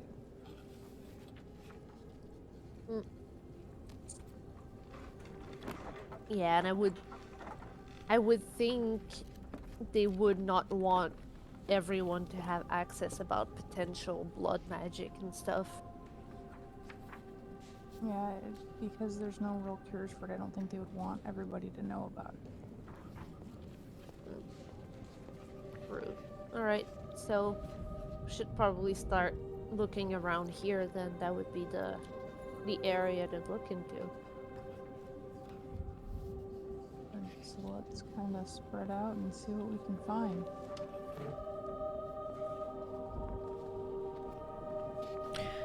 Okay, then I guess Iso was helping you, so you can have advantage to your investigation. Yeah, roll. I was gonna say I'm assisting, I'm not rolling. So, With my terrible rolls. alright, 26, and you are looking specifically for Anything with blood magic.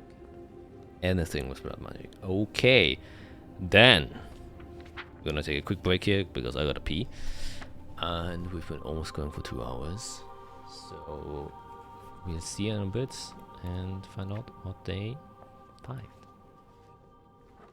Bye. And we are back. Going back to Aria's 26 investigation check about trying to find something about blood magic. Now, remind me specifically, in which section are you searching for this? Where we just were. And we're looking for the meeting. Okay. So in the kind of historical things and documentations and notations from individuals who aren't considered viable sources or are considered hereditary by certain groups.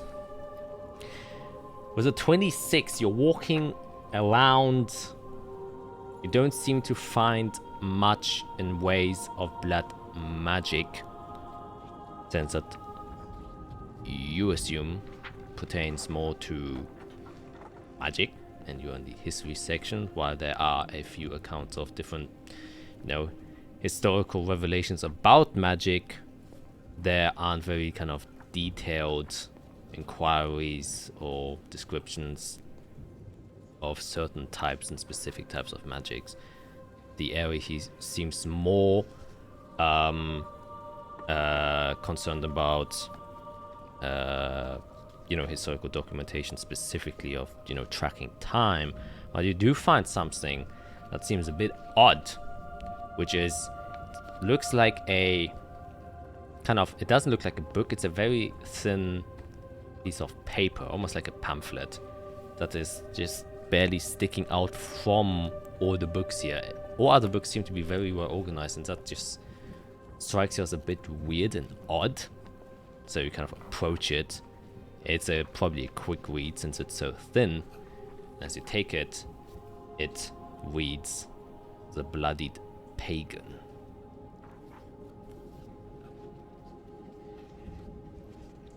Do you read it? Yes. You open it up, and this seems literally like a page torn out of a book. It's very old, crumpled, dirty, has some water damage to it, and it's written in a kind of very the only way I can describe it is as a man writing anything. You know how females for some reason have a beautiful handwriting. Males unfortunately do not have that, and it's written in that kind of penmanship. And it reads, and this is actually written out, so you can all sit back and listen. It's not super long, but it says, "It was not a battle hard fought in a classical sense. The enemy was not strong, my might overwhelmed them easily.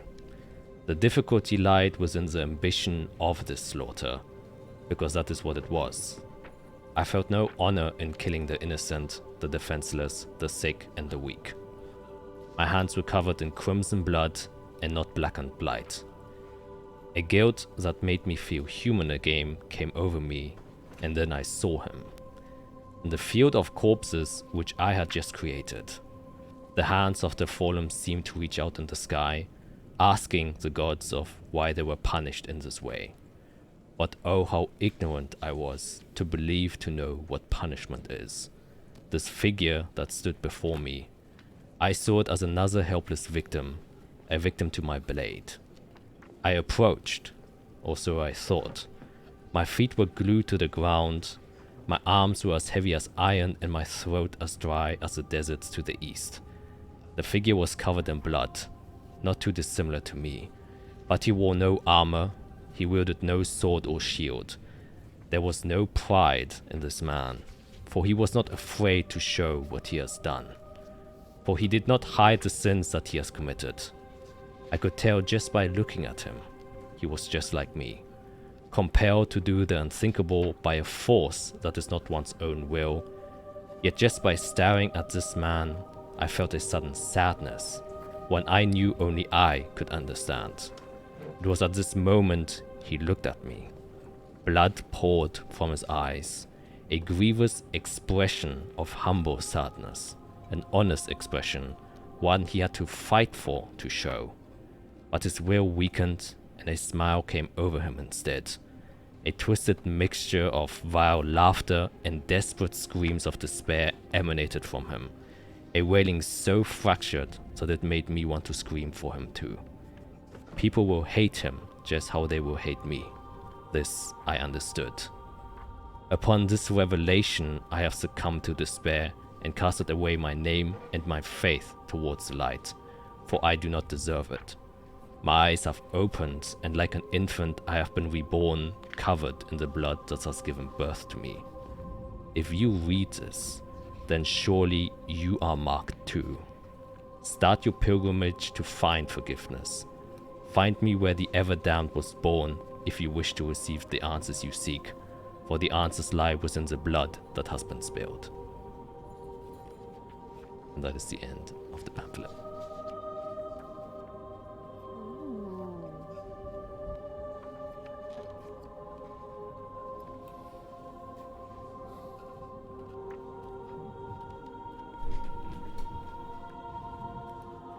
Do we know where Calyx was born?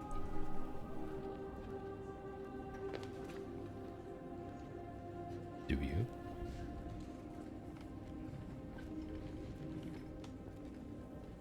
Do we? Yeah, you're like the master of notes over there. Yeah, I literally have my 2 books and I'm just flipping through all the pages at the same time. Okay, while you're doing that, I think it's a good time to go to Iric. Okay.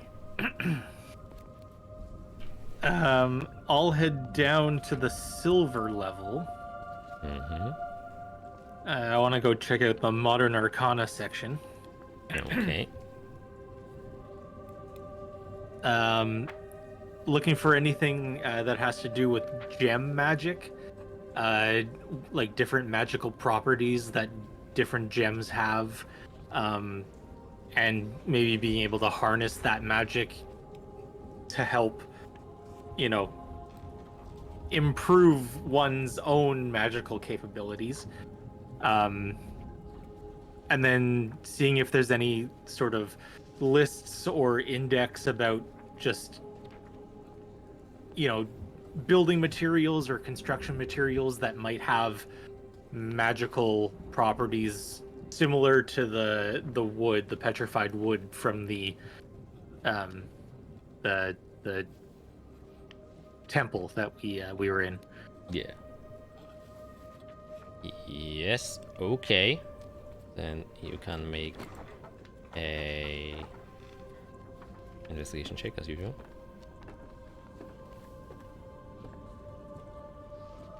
Oh, holy shit! You have not rolled a single time under a friggin' 24? yeah. No, 23. 23 is my lowest roll. Yep. You look at them. And there are like a lot of books you can just grab, and they are like, kind of I forgot the technical term for jewelers, but like kind of jeweling guides on how to care for specific gems, and they also kind of describe the properties. And they mainly state that most, known gems, amethyst, sapphires, rubies, emeralds, and all that stuff, they are very good kind of magical conductors or components, because they don't have any innate magical properties in them. Like you can't throw a ruby in and it would turn into a fireball, for example. But since they're very precious metals and the way they're structured allows them to kind of harness magic. It's like a lens and light. It's basically the same way just with magic. And then depending which type of gem you use, depends on which kind of type of or elemental force it is better at kind of conducting through the gem. So ruby is very good at conducting fire. Sapphire usually is for water. Amethyst is for force, and so on, so on, so on, so on. However, there are a few very special and rare materials that do have innate magical properties. Most of them are mainly found in hemes, since it's a very, a very elementally influenced country. The other countries aren't or don't have very strong elemental forces that kind of work on them, so to speak. But Heems is, a mixture of like very strong storms, and it's at the brunt of the high storms when it comes down up north, and the kind of grueling cold winds that blow from the Thera down. So they have kind of these two things going on for them, and most notably are blue glass and ice salt that can be found in the moving glaciers.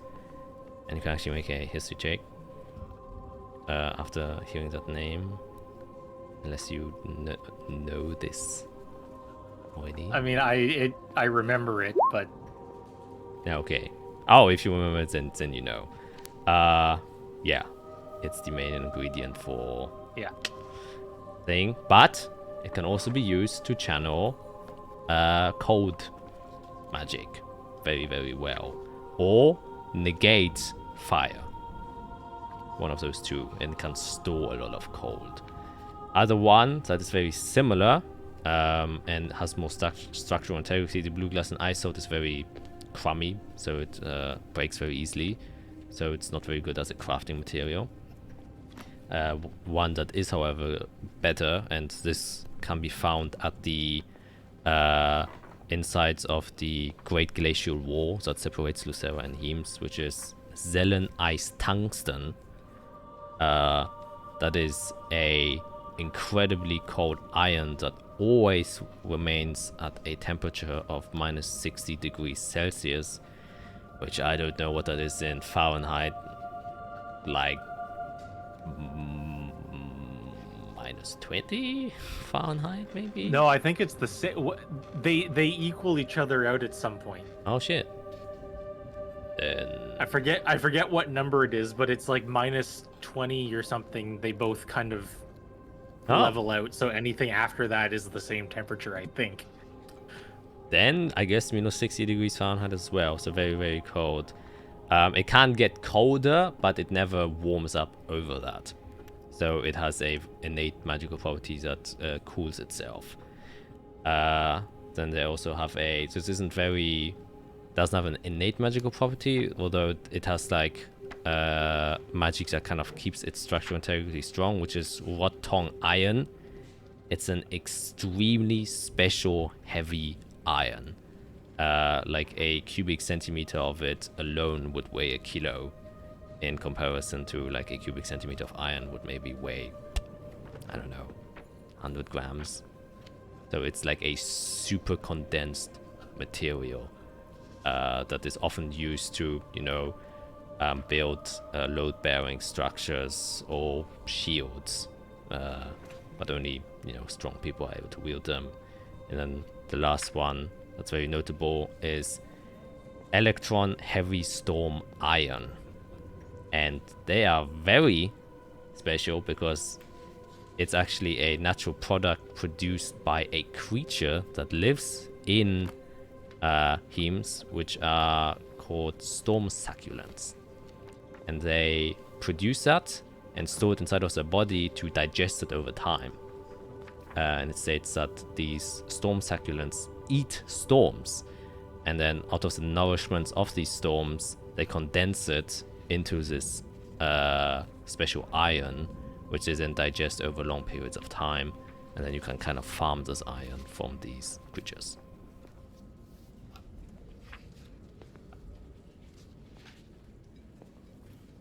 Yeah, all easy stuff to get. Yep. I'll just go to the market. I'll be right back. Hold up. Yeah, special materials vendors probably needed to get a hold of them. But Zuna and Nia might actually have some imports from there. Maybe not now, but in the past, probably. They do sell well, and you will probably notice that it also says that the biggest exporters and importers actually come from Collis, since they are directly next to the moving glaciers and they have active mines kind of built there and made specifically to harvest these special materials, but obviously they are extremely pricey on the market. Yeah. Cool.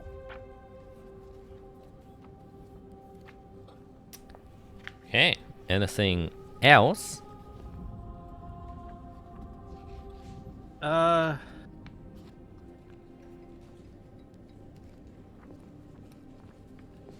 guess knowing that Fiera's probably gone somewhere, something's happened.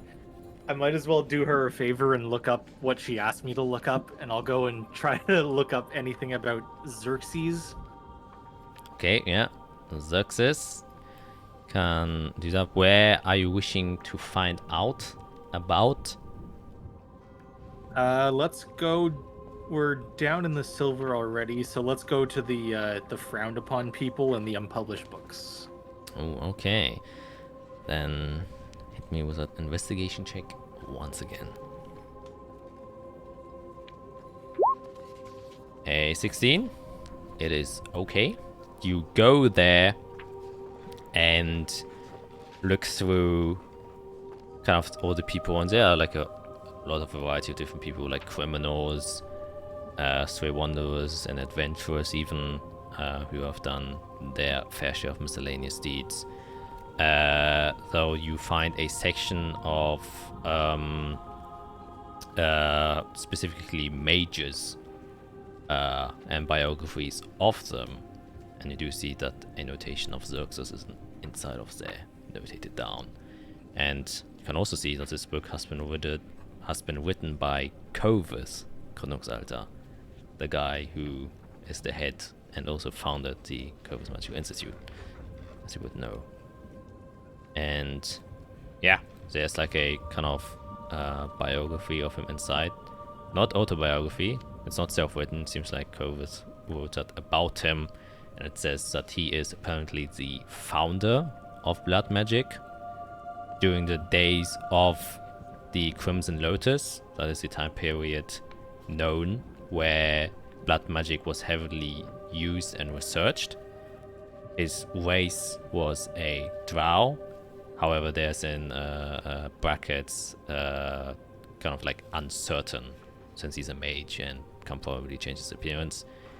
Origins unknown, age unknown, and he was first encountered, obviously specifically from Kovus, but he also states that, you know, he tried to find the earliest point of time when people would have seen or recognized him, but it says in 2900 PE, which is also the day when the days of the Crimson Lotus started. Goes on to say that he was the one who introduced and proposed the idea of blood magic, and is considered the first practitioner of blood magic, and he was already able to cast it or use it when he met the people. Specifically, he met the Holy Lichniers. Well, they weren't known as the Holy Lichniers back then. This is before the Age of Revelations, when he was first encountered, which means the holy texts weren't found yet. And that is when he kind of went to the people and kind of introduced this idea. So he kind of traveled with a lot of people and was kind of just showing them. And his idea was trying to get a better understanding of annihilation fields and a new way to maybe study them through the use of blood magic. And he has shown very significant different ways on how to approach magic. And after he showed that, a great interest developed after he showcased its uses and what potential uses it may have had, which is why this era started where a lot of people just got heavily invested inside of blood magic specifically. Yeah, and what he learned was that blood magic is innately magical, or blood is innately magical, and has strong ties with the natural life force of a mortal body of any creature that has blood. Using it as a medium to conduct arcane crafts was for that reason a kind of logical conclusion he made, since it would be a extremely great component to conduct more focused magic that involved the body. And as you have just recently, you know, read about gems, it seems like blood does the same thing. Yes, and one of the examples is you could use the innate magical forces of the blood to enhance other spells by amplifying them. So usually if you cast like a kind of minor spell, it just has this limited effect, but you could use blood to enhance it. For example, if you're creating heat, you could create greater heat. If you're creating cold, greater cold. If you're trying to transform something, maybe you can transform more difficult materials, so on and so forth. Other ways it could be used is physical enhancement of one's own body through blood magic by gaining superior physical attributes, which also includes the ability to heal, and that then deviates to how he was also the reason why a quote-unquote religious order was also founded on basis of blood magic, which is also known as the Order of Holy Blood, which was then later became an undersection of the Holy Legionnaires and was also supported and funded by the Holy Legionnaires. They were able to create something, a practice known as blood administration, and that not only enhanced the physical abilities of a person, it also healed them of any ailments they had, which also included demonic blight. So they had discovered a new way to fight demonic blight, and this was extremely popular back then, because back then there weren't a lot of clerics, and so the average folk who were living kind of in like villages outside of, you know, the holy capitals didn't have access to like lesser restoration, stuff like that. So the only way they could cure themselves of demonic blight was through blood administration. And next thing is that his greatest idea and theory that he proposed was that all people had restricted access to their own body and the full power and potential of one's own body, and thusly strengths, and that it would be possible to unlock a person's innate strengths through blood magic. Kind of describes that there's something inside of the body that is preventing the body to kind of reach its upper limits, and through the manipulation of blood magic you would be able to kind of bypass this limit and then achieve unprecedented heights that wouldn't be able to be achieved naturally. However, it says that this idea was heavily rejected by his peers, and that his new methods of testing the theory were becoming too inhumane as he wished to experiment on a lot of people. And then there's a personal notation of Clovis himself where he writes that he says that he started investigating him personally since he became a potential threat to the people after stating what his idea was. As such, Clovis sent out a team to look upon him and what he was doing, and he was able to get hold of some of his research papers, and it seems like Xerxes found a tie between blood and some infernal gate. However, he doesn't know the specifics to it. And then there's a personal documentation of Clovis which states, "I did not believe in the accounts of the layers of hell, but he had made some connections there and was using the blood magic practices to experiment with them." And at a later date, there's another notation that says, "I was right with my suspicion. I was not fast enough, however, as he inflicted the people of Undern with the Vilmos blood curse. And after investigating it, indeed, it seems to have some extraordinary properties and clear signs of infernal influence. It seems like it's feeding something, though I do not know what."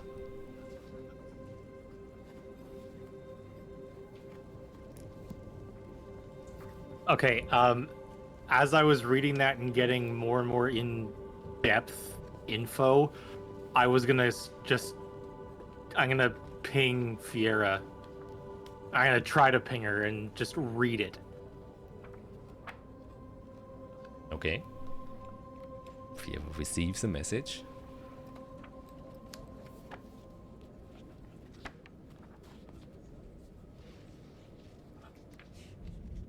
You mute? You know what, that's perfect, because I don't respond. Hey, okay. Okay. Alright, well, that's it. I found you some information. Do what you will. I hope you're okay.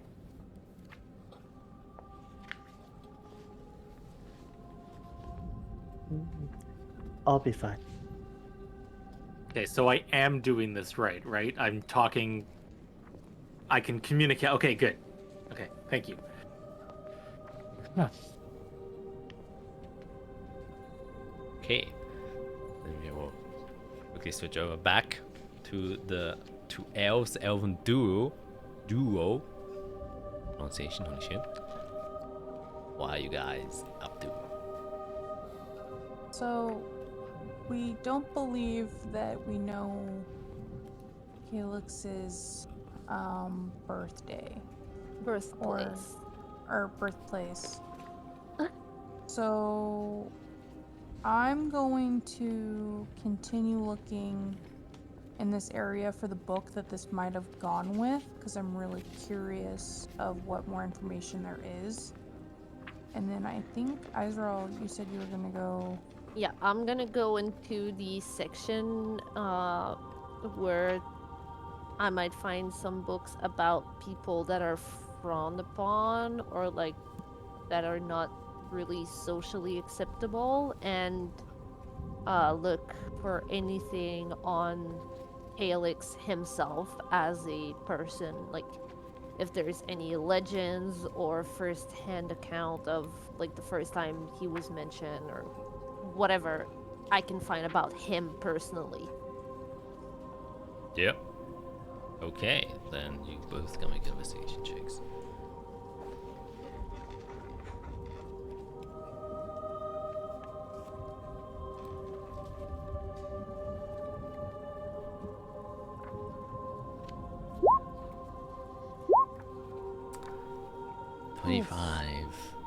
And a 7. Well, let's start off with a 7 because unfortunately, not a lot. Or at least I would say you find things, but things you already know.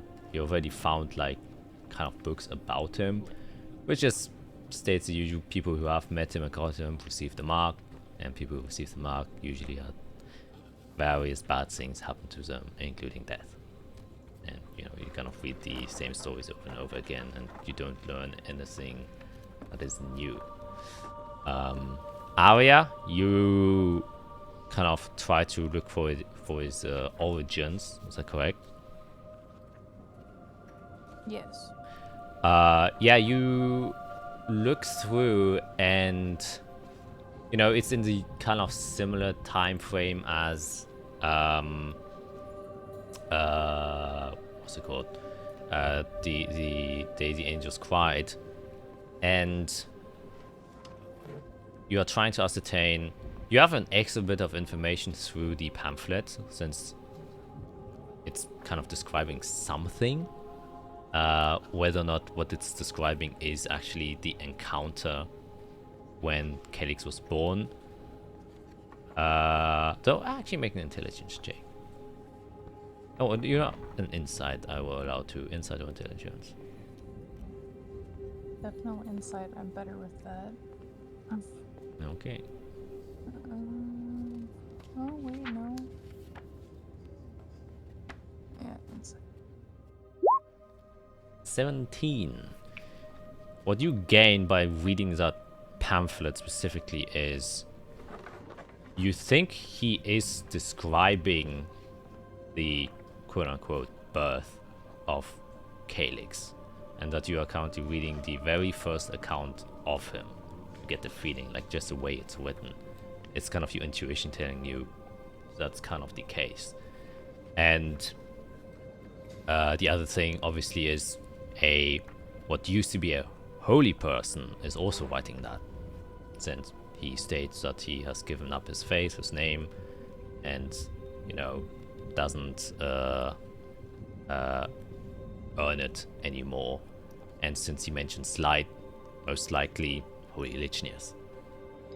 Putting all those things together, you are kind of looking for books now in the kind of area of the when the angels cried, some holy Lichnius person where a lot of people died, and specifically has to be west from the deserts, which you assume to probably be Yeshimon, right? So it has to be either inside of Canaan or Collis, since those are the only two countries who are west from Yeshimon. Actually, I will take you on a world map just so you can get a better idea. And I will switch thing also to... It is. So, west of Yeshimon, the deserts, it's the only desert there is, Canaan and Colossus. And so you're probably reading about, you know, historical documentations of areas specifically in Canaan or Colossus about some sort of bloody conflict that happened. And slowly but surely, you eventually do find a book that states of the kind of massacre that occurred on the days the angels cried.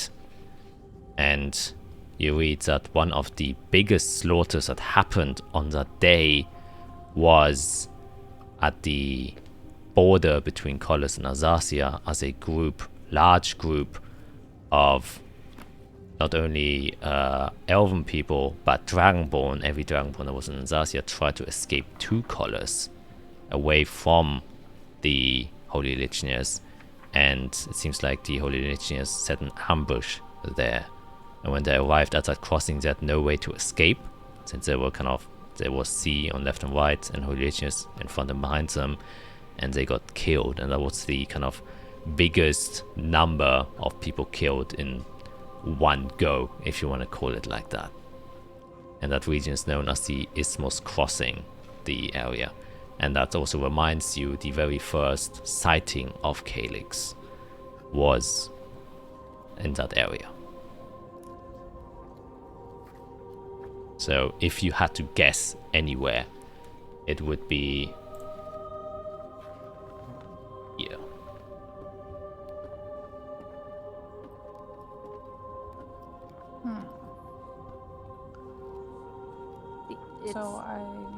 It's in my notes.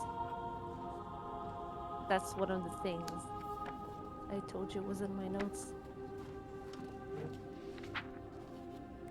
So I'm just going to say to Izrael, this is what I found, and just kind of go into detail with what you just told me. Can we have a... Sorry, can we have a spell check on the name of the crossing? Thank you. Sorry. You were saying.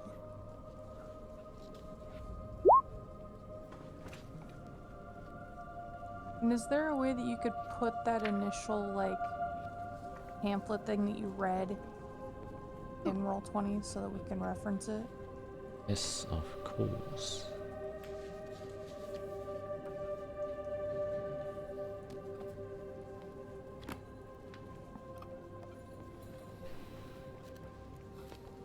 Get it again. And then I'll ask Izrael if she's having any luck on her end. Not any luck at all. I'm only finding stuff we already know about Calyx. You know, the whole, if you meet him, you're almost certain to die, you'll get marked, blah blah blah thing. Based on what we know, maybe there's like a section in the library of that area, and then maybe we can narrow it down from there. Might be giving us a little bit better chances of finding something. Do you remember when we went to the arena the first time, the pit? They told us a little bit about Calyx, where they said that there was a massacre, like 400 plus people. Like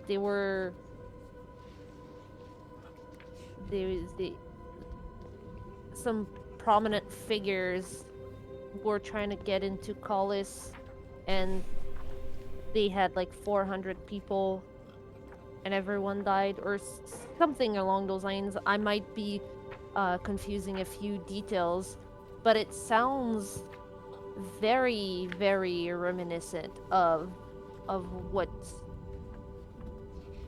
this pamphlet is talking about. I don't know if they're connected. I think that it might be.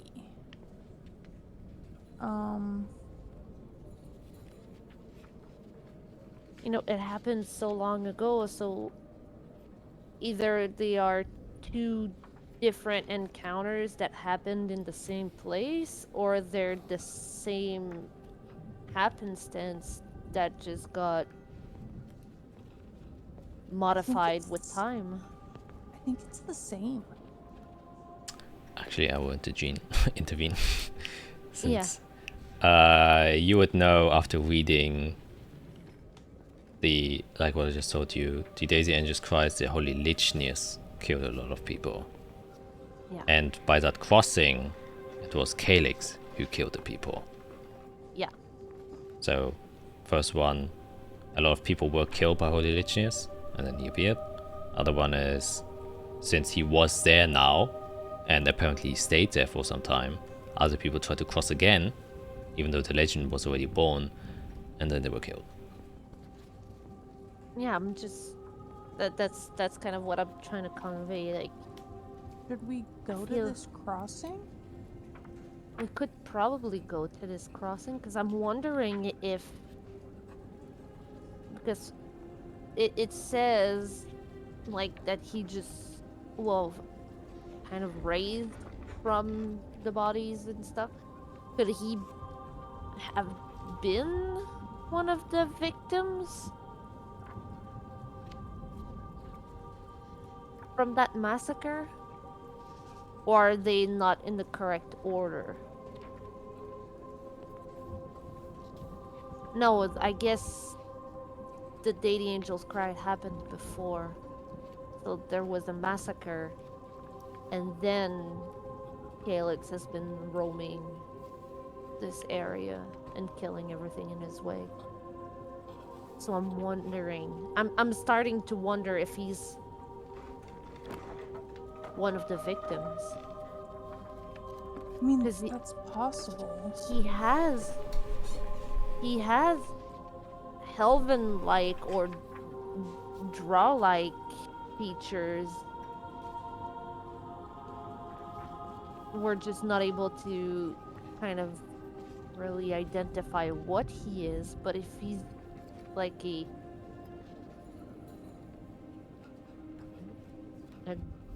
dead 400 years old elven being, I mean, that changes your body. So, I'm gonna come join you, and maybe we can like narrow it down to this region to see if we can find like anything more about him with us both looking. In that case, I think if we want to,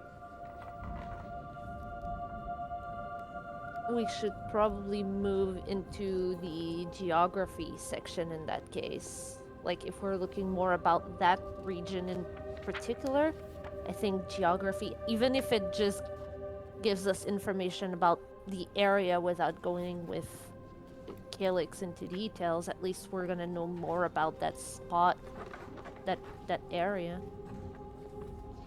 And then we can see if it's possible at all to maybe make a trip over there. Try to figure out, you know. Yeah, I think you're onto something. Hey, Eirik. Yes. So we're finding some really interesting information about Calix and where the first sighting of him was. I have no idea who you're talking about.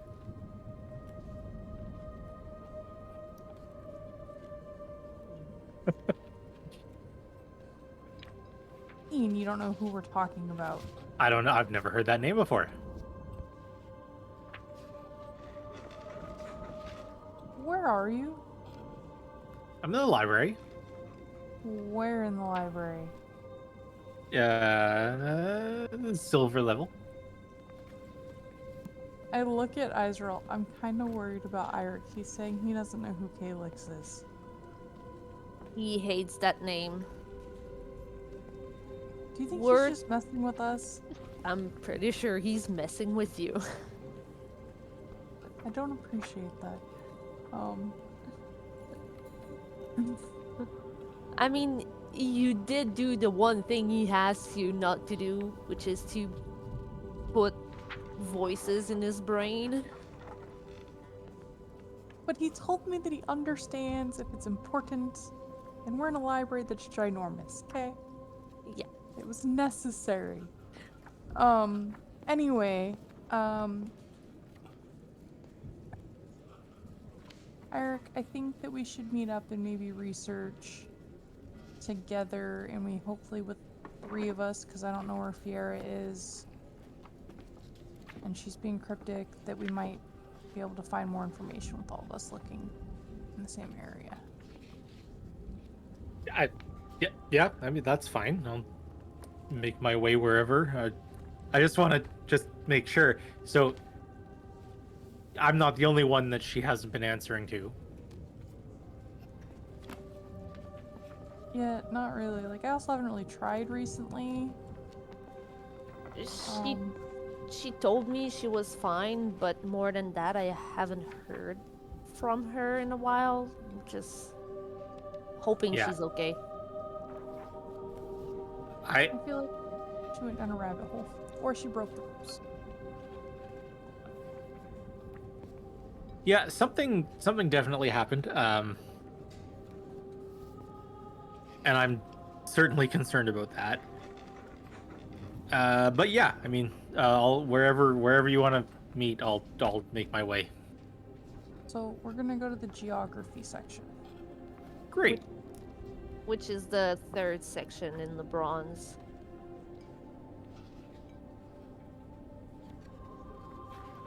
Sounds good to me. So we'll meet up there. Okay. And so you want up there, and I think that is the time we're gonna step to Fiera. And I think we're gonna wind back time a bit. As you're leaving the library, you exit, once again hear the noises of the town itself.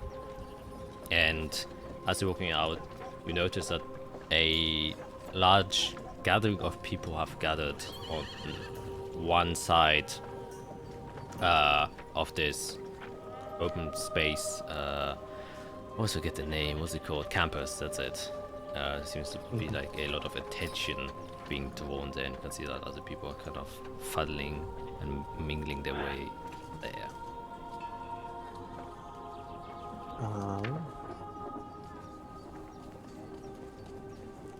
Kind of in a hurry to leave, but I guess I'll try to go to the outskirts, see what kind of whispers I hear before I take off. Yeah, you kind of go there, and people are talking with each other with excitement, worry, and all with curiosity. You can hear people like say, "Is he really gonna come here?" Yes, I heard he's going to do a public announcement now addressing the current situation. I mean, that's fair enough. I wouldn't expect him to do it in the public. I mean, what do you think is going to happen? Yeah, I guess you're right. If anyone could probably do it without protection, it would be him. Yeah, fool. He freaking built this whole thing on his own. Think he can't hold up his own? I mean, he's old in age, right? And kind of whispering. Yep. Great. No, we'll go to back to them. Okay.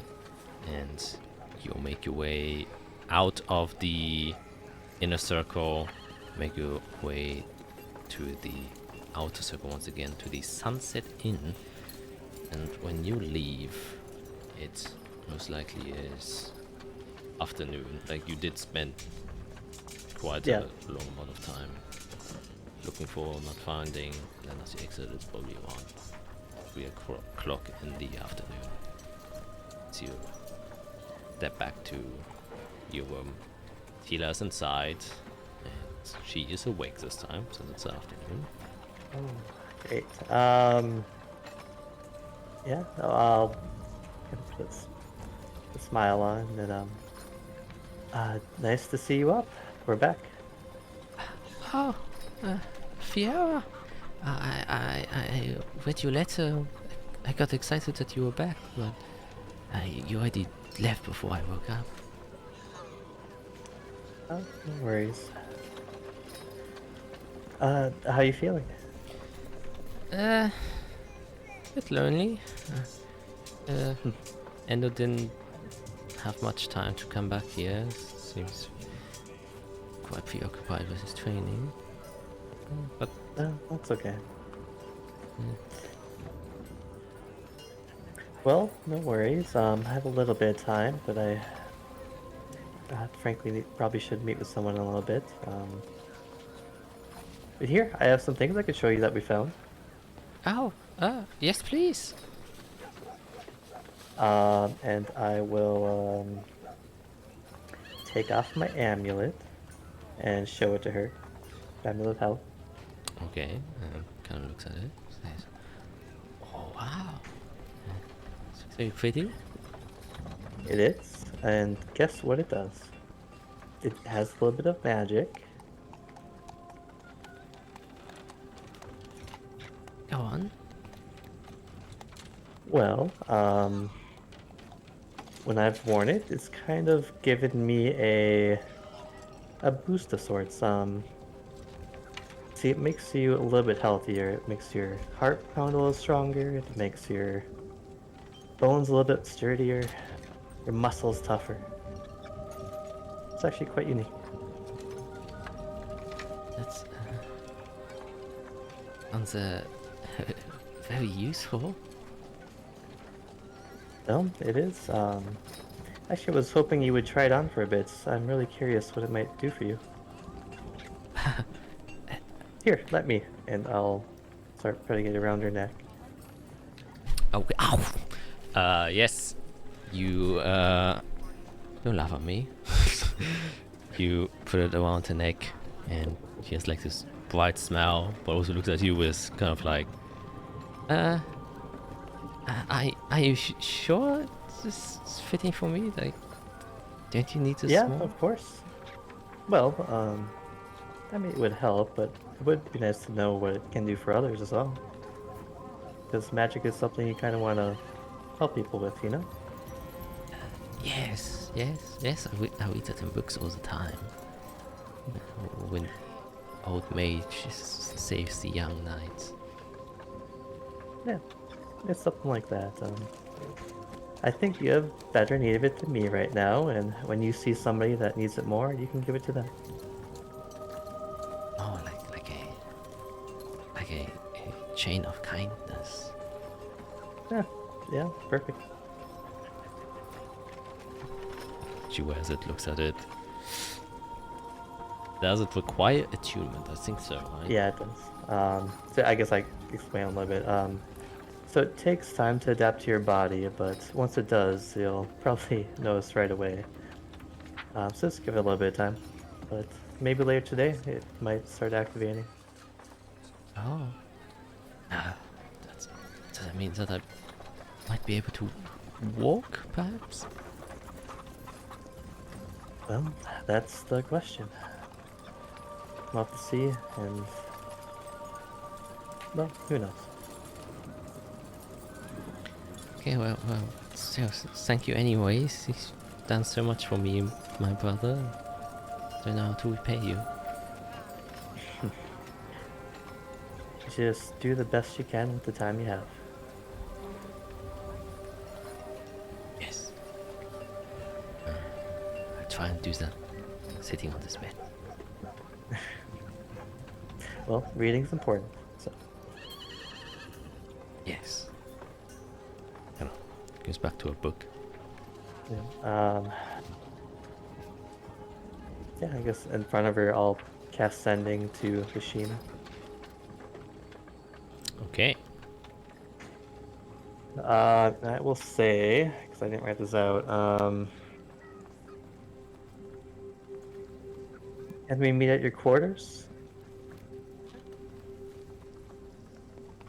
It's time sensitive. Okay.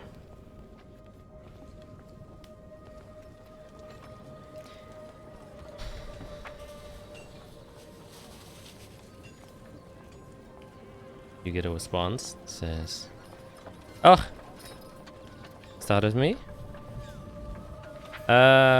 Sure. Time sensitive? Meaning now? Another one. Another one.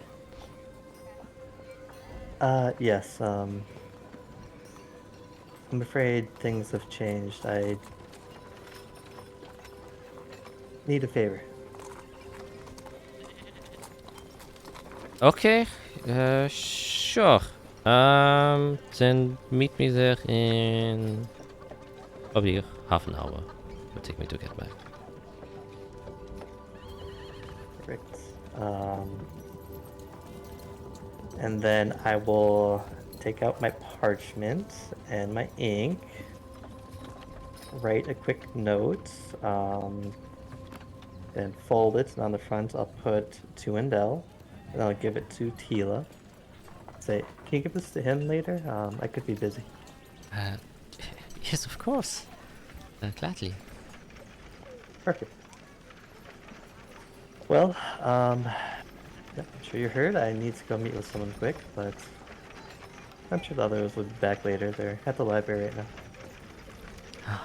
Okay. I wish I could be with them right now. Libraries. Also very exciting. Lots of Well, books. they could probably set something up. Oh, really?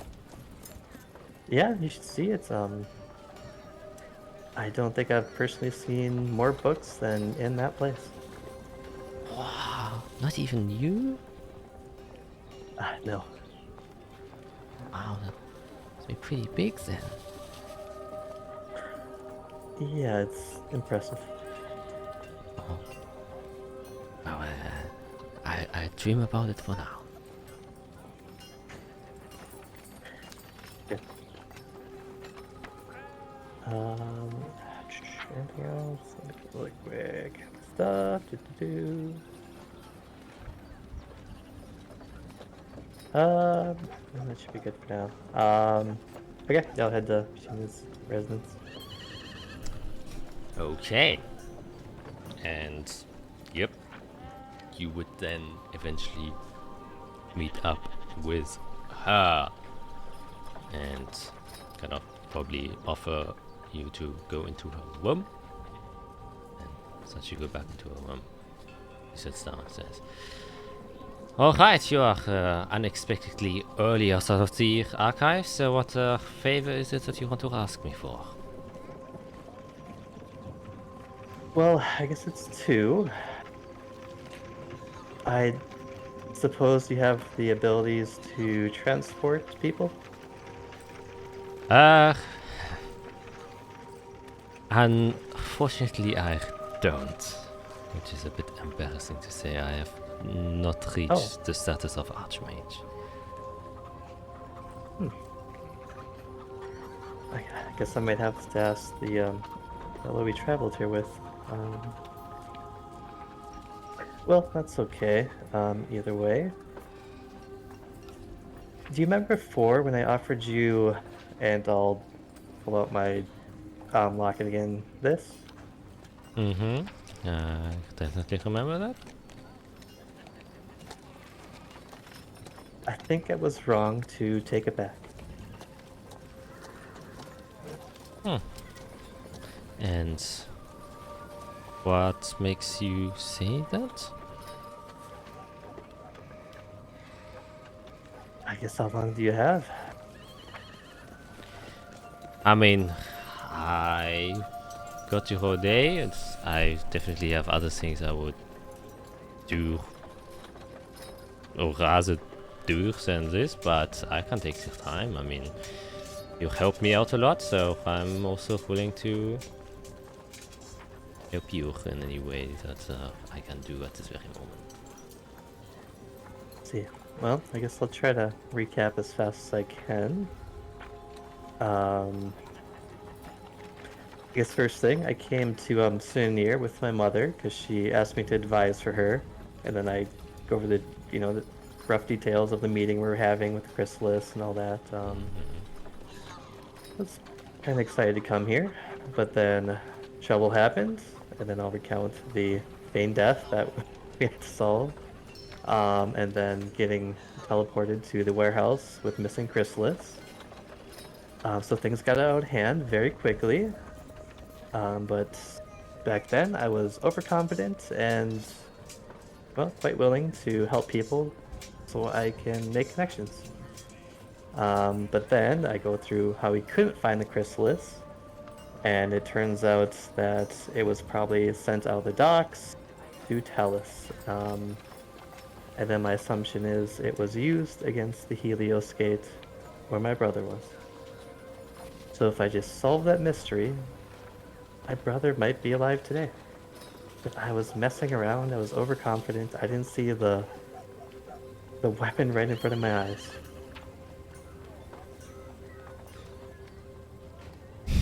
I'm not very... Things haven't gone as planned.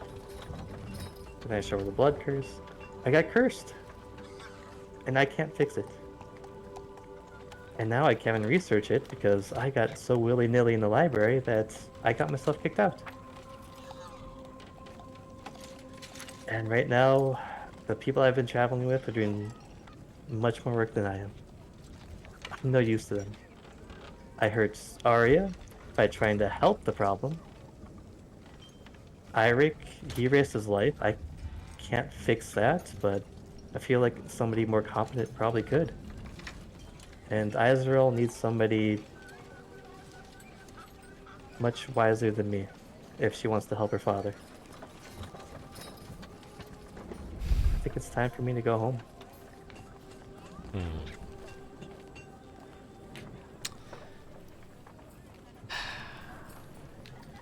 Well, that is definitely a lot that has happened to you in such a short span of time, admittedly.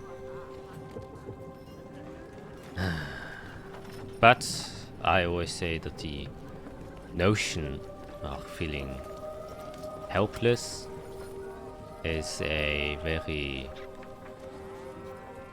well, I would say arrogant mindset. It really is, because you are blatantly ignoring how other people feel or what they think. You came to this conclusion on your own. Have you asked your friends how they feel about you?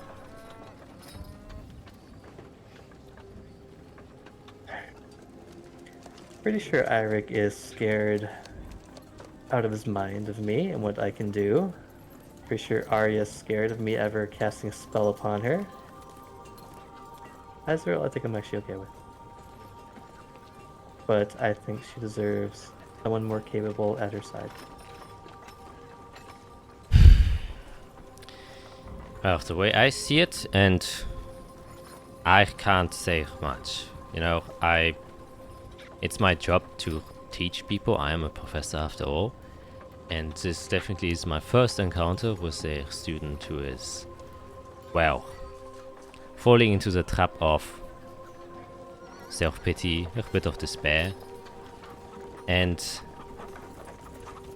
I usually also advise that taking a bit of time away from the problem might be a very good solution, since ramming your head against the wall and hoping to break the wall usually isn't the best idea, and you might get injured in the long term.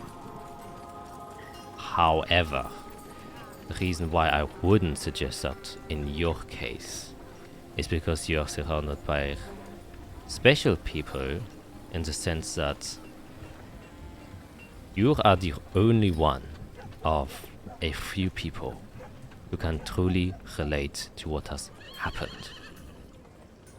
Eirik, Israel, and Arya and yourself have experienced the same thing.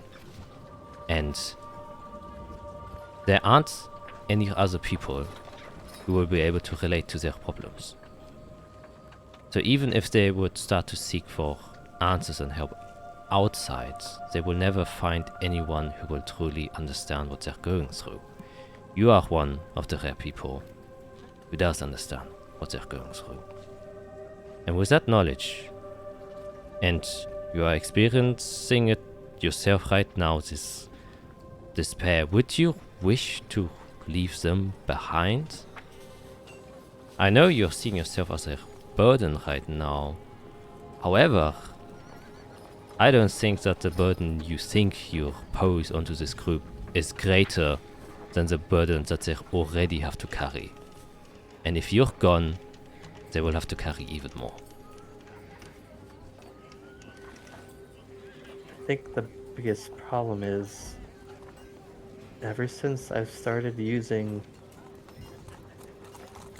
Shadowmancy, I've been just drawn to it, trying to do more and more and push the boundaries. Like we mentioned before, some random person that monitors people using powers beyond their control came and told me I made a mistake, that I have been using it wrong. And what did he suggest you to do? Oh, he suggested I practice and get to know it better so that I understand the status quo of magic.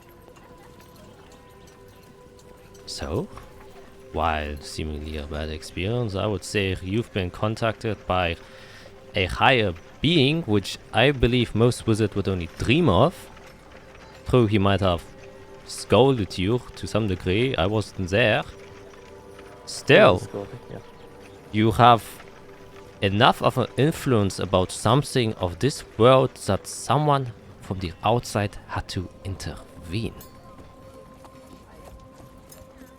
That means you have great potential.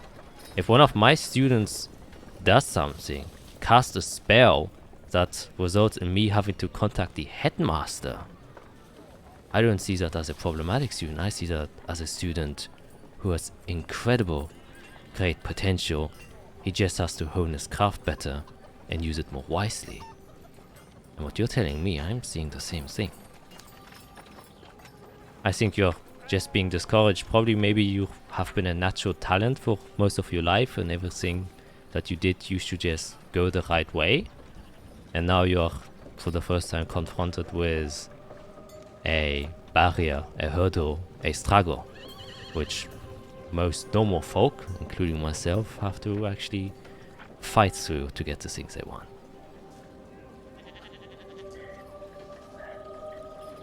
I found something in the library. Pretty sure it was exactly what I was looking for. I know 8 languages. I didn't know that one. So, if you could already learn 8 languages, what's stopping you from learning a 9th one? Time. There's a war among us.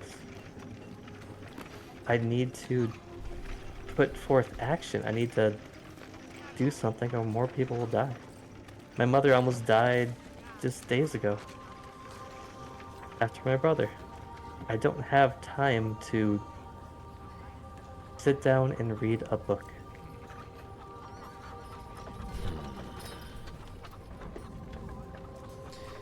Yes. And unlike you and Izarel and Arya, I'm only blessed with so many years. I actually do hear that a lot, especially in Azathia. So I know a couple of wizards who are human, who are able to live a bit longer than their expected due date of expiry, if I can call it that. And the little bit of knowledge about Shadowmancy that I know is that you are directly controlling some of these very aspects.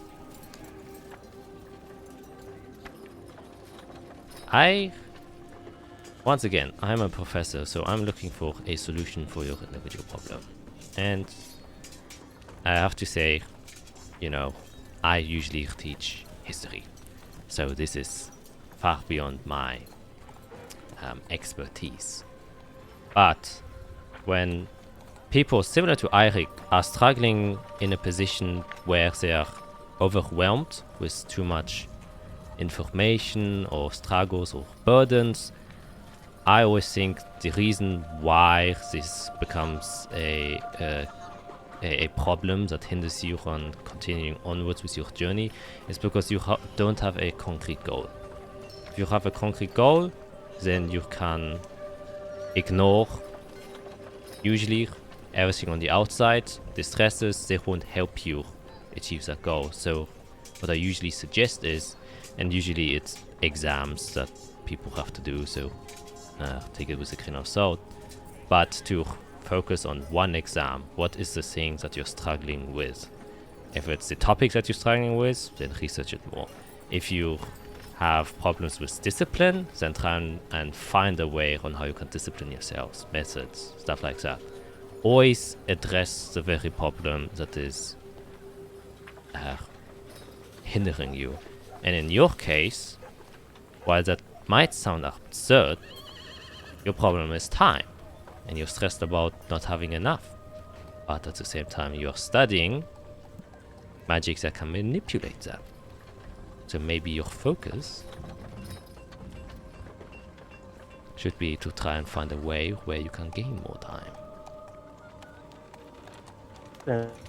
That's exactly how I got kicked out. I was trying to accelerate my own time without affecting the library.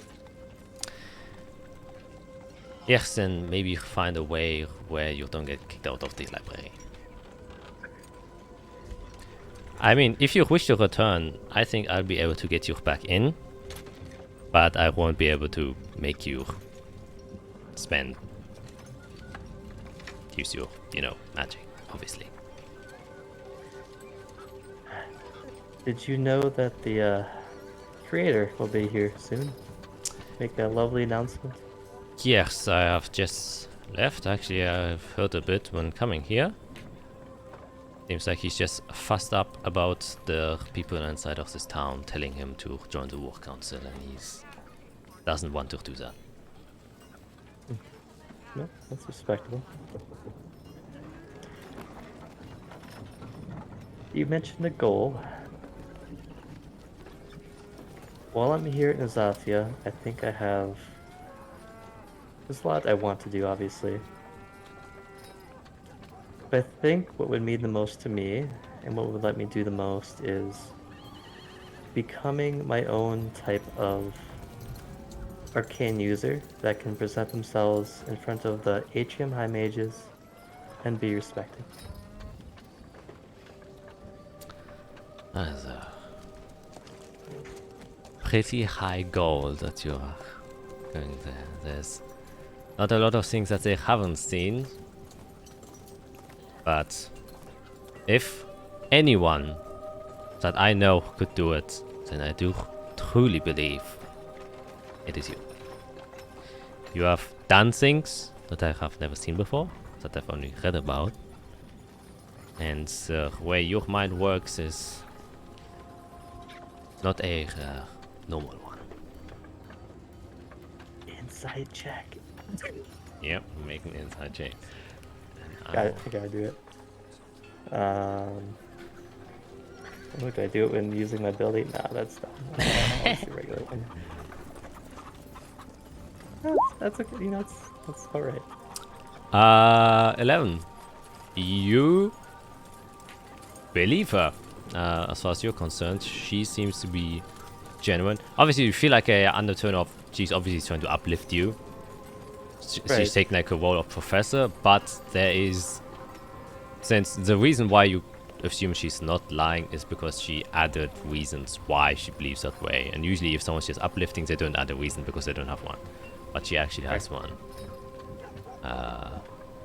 Yeah. Well, thank you. I'm not sure what I'll do yet. Will you be at the library tomorrow? I will be in the library after we finish this talk.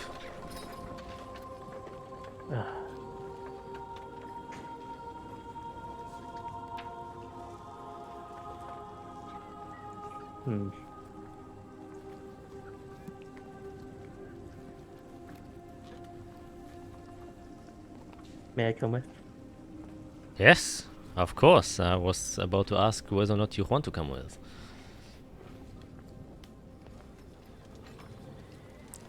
Still things to think about, but No, I'm here now. And don't worry, I already talked with Otul, since I assumed something had happened. So he is aware. I'll apologize. He is a very kind fellow. I want to hug him. Anyways, let's go.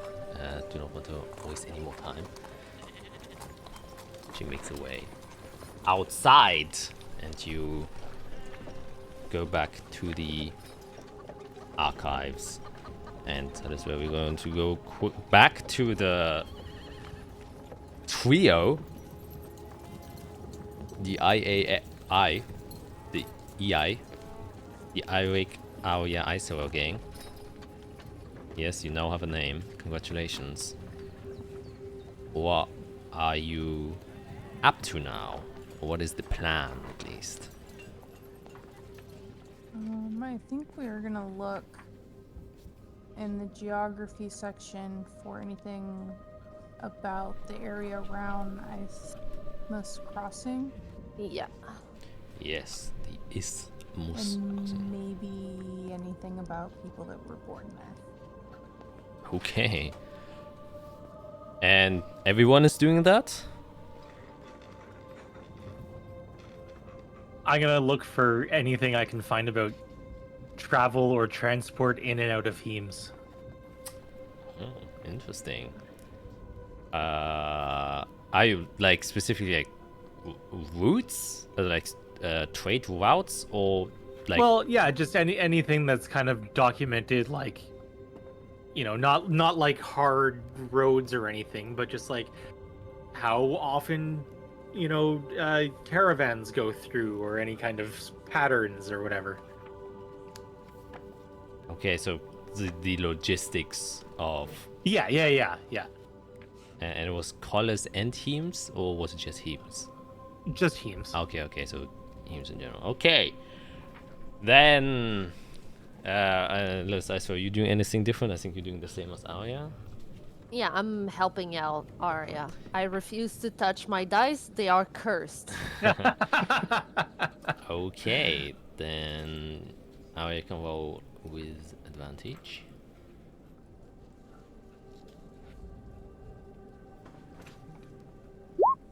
Oh, I'm so glad I had advantage. And obviously... One of them was a 5, and then the other one was a lot better. Yeah, and Arik, you can obviously also do your investigation check for logistics. Yeah, truly. Good. Okay, so I'm start with. Let's do Arik, since it's it's not simple, it is a bit complicated, but so as I have mentioned, Heems is split up into 3 states or sections, which are known as Noridas, which is the westernmost, Prilladas, which is the center one, holy shit, and Felanor, which is the eastern one.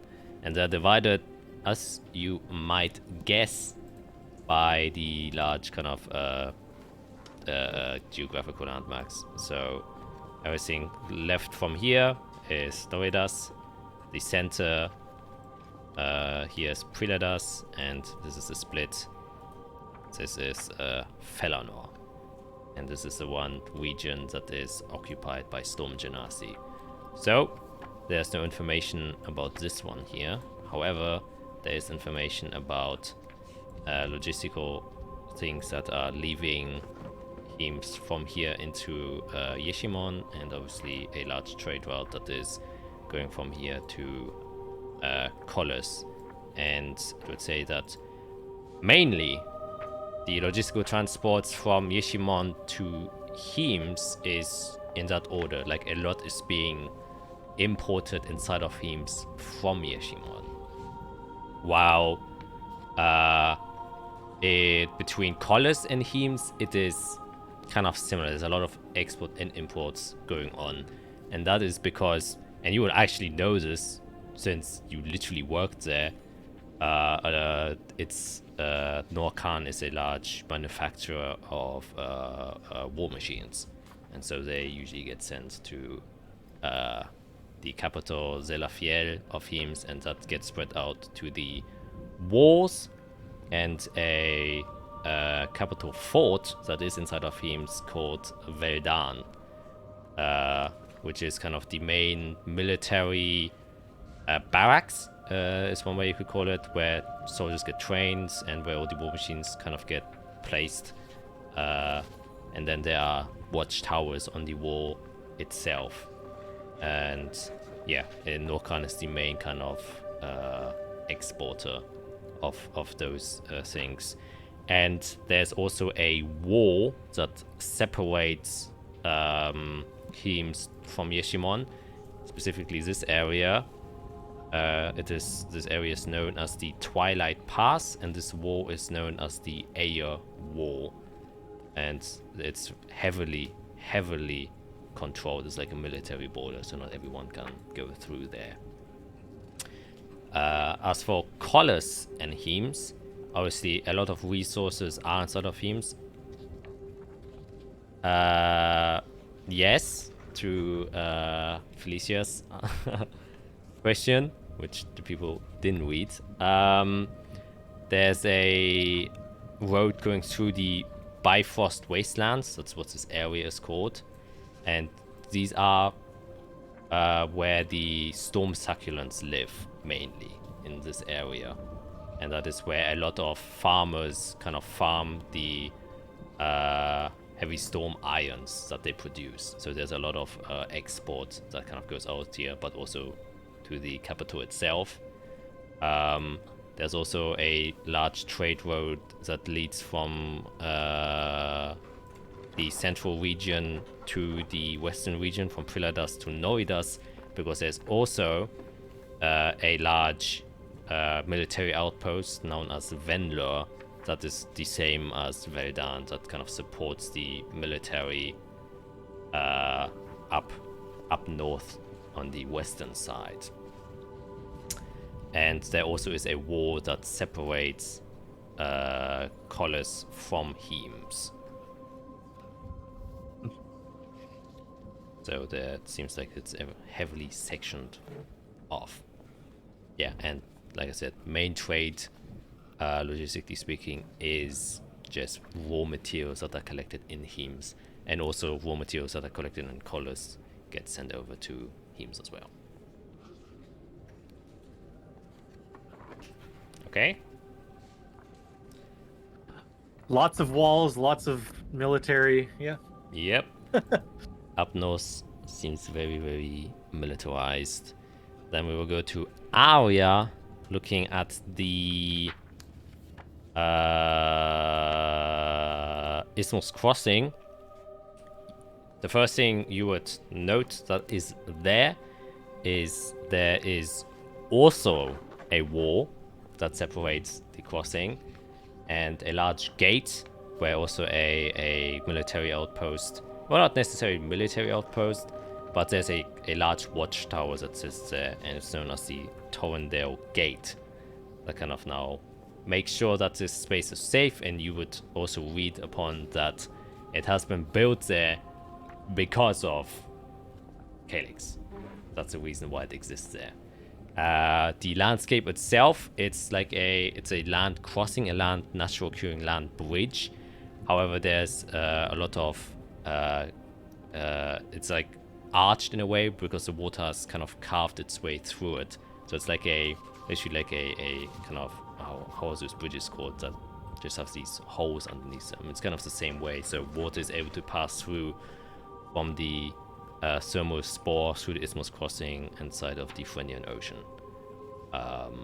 And it's very rocky where the crossing is, like in the waterways, since the the currents there are very unique because it's this tight space where the ocean's kind of, weaving its way through it, and very sharp long rocky spires are for that reason kind of on the sides of the land spaces that kind of decorate this area specifically.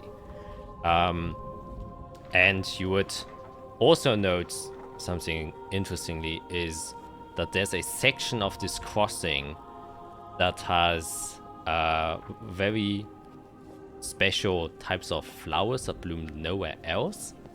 And you would know this flower as a crimson lotus.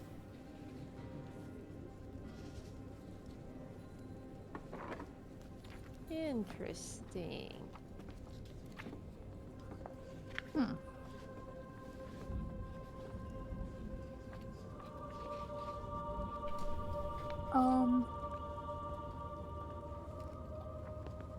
So I just kind of go, hey, look what I found. And I just like hand the book to Isabel.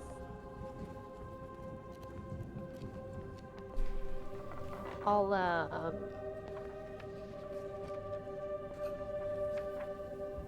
look at what Arya gave me, and then I'll reach into my little pouch that I have on my side, and I'll take out the crimson lotus that Calyx gave me, and I'm just gonna kind of start spinning it around in my fingers and be like, that's the flower they're talking about. That's... I think based on what we read from that pamphlet to this, I really think we need to go to this crossing. I don't know if it was on purpose, but Calyx used my own trick on myself. What do you mean? When I meet someone I want to impress, I druidcraft a flower from Azathia, from the place we're in, or the place I come from, and I offer it to that person. So this is also, if he's using your own trick against you, he's doing something from his home. I really think that we need to go to this crossing. I don't, like I said, I don't know if it's on purpose, if I'm reaching, if I'm imagining things. But even if he's not mimicking you, maybe he does want us to go here. I mean, there has to be some reason why this flower in particular was given to you, and it's also being said it's from this region. Isn't it also what's used for Tila's medicine? Exactly, and hers is a blood magic as well. Like, there's just too many things kind of saying, hey, this might be a good place to go. I agree with you. The only problem is we have to cross the border into Canaan while we are on the verge of an open war. We have Fiera. Fiera might be able to help us get safely there. That's true. Fiera. Yes? We found some interesting things. Where are you? I need to show you what we found. Had a bit of a hiccup. I did learn that, oh god, I think I know his name. Did I write down? The owner of the tower. What was his name? Zephagus? Zephagus? Is that his last name? Silberstein is his last name. Silberstein. Yeah, okay. Zephagus is... Yeah. Zephagus Silberstein is making an appearance. So I wanted to go and see what was up. It turns out that he is kind of against the war, but promises to protect the people here and, all that stuff. But I'll be returning soon. What floor are you on? We're in the geography section. Okay, I need to give someone an apology, and then I'll be right there. You got kicked out, didn't you? I used the ring of mind shielding to turn off the link. Nice. He just Smooth. disconnected. Does that work? Yeah, of course it works. By the way, I have to say one thing, that the world map borders are a bit outdated. You don't actually have to cross Canaan. The border is actually at the river. I don't know why I drew it like that. Probably Okay, because... so I'm the fact that I'm assuming that it's right there would not be wrong. It's just like instead of having the border going here, it's more. Yeah, exactly. Here. If I bring you onto the Azathia map, it's actually, I did it correctly. I forgot to. Okay. Yeah. Okay. Just what hard. Some inconsistencies. It happens to the best of us. Yep. Okay, but we still are going near the, well, near-ish the border to Canaan, and that makes Isara very uncomfortable. Okay. And this is... is this over the mine lake? Oh, I muted, I guess. You muted yourself. You Hello muted it. again. After a minute, I would probably put it back on since we were talking about something important. Nope, sorry, there was a problem with the connection. Right. We believe we might have our next clue with our little curse problem. Wonderful. Well, good. I guess I assume it's not here. My assumption was it would be where he originated. I assume we'd have to travel there to meet his people and where he came from and how he got his powers.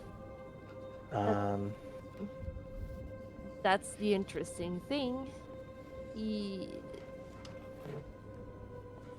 The educated guess we have is that he rose from the dead after a battle and kind of just popped alive. That's what we think.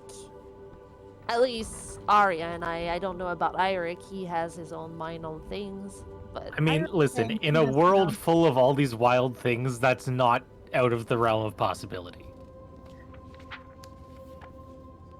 Well, we can probably show you the pamphlet we found once you get over sure. here. Yep. We're jogging. Are they gonna let you back in? I'm getting help, but yes.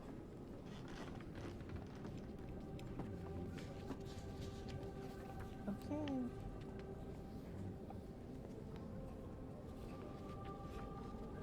Hey, Eirik. Yes. Since we've been talking about this pamphlet and why we're researching this area, I believe you should see it, and I show it to you. This is why we think we have to go to this area.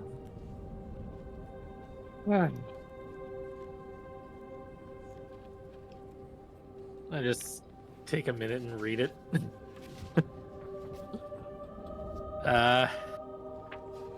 Yeah. That, yeah, it doesn't make me comfortable. But, there's quite a bit pointing that direction, I guess. You're not wrong. I feel like the sooner we get this curse lifted off of us, maybe our lives will go back to normal and you'll be on paper again. It would be nice. Yeah. And hopefully nobody bought your house. I mean, whatever was in there is replaceable. I didn't lose much. With the money you found, you can probably buy it back. This is true. I can probably buy something better with dirty money that shouldn't be spent. All money's made to be spent. No Just matter have where to it find came the right from. person. All money is meant to be spent. Well, I know that. I don't necessarily want to be like, you know. I don't know. It just having the money is good for things that I want to do, and I like, you know, got to buy things. That's great.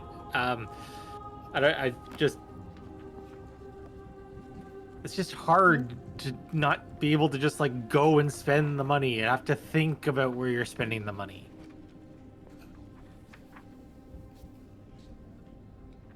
You think too much, Eric. It's just money, and then I just pat you on the back. I think an appropriate amount, thank you. But smack you on the back harder. Oof. I just kind of like push for it a little bit. Yes.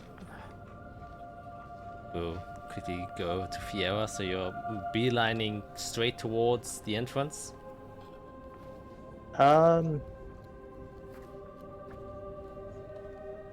Yeah. Deciding I not need to to catch up and I need to help.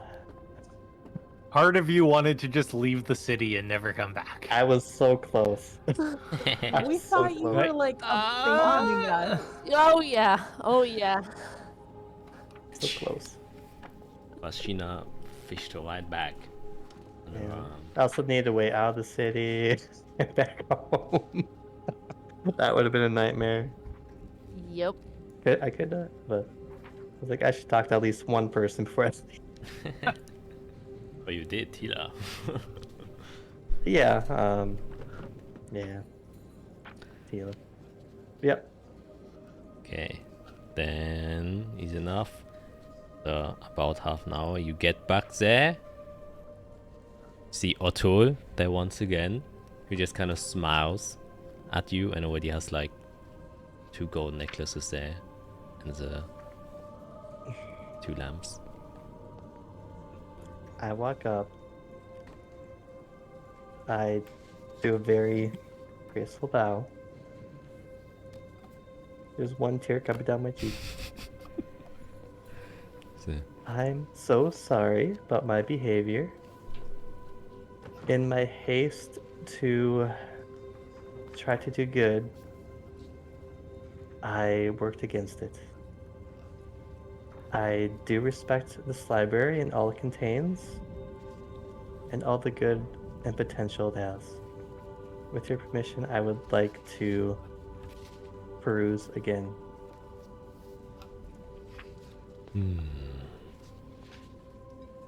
No. I'm joking. Of course. Is there a way I can go hug him? He's behind a desk. You can attempt to do the body language and maybe we'll pick up on it. I kind of just go up for the necklace and then say, I'm sorry, you probably get this a lot. Do you mind? Of course not. There you go. Oh. Thank you. Of course. But please, this time remember. No magic. Otherwise we will see each other again earlier than you might hope for. Oh, I actually grab my locket on the desk and say, please hold on to this so I'm not tempted. Very well then, I can do that for you. And takes it. Well, then, enjoy your stay.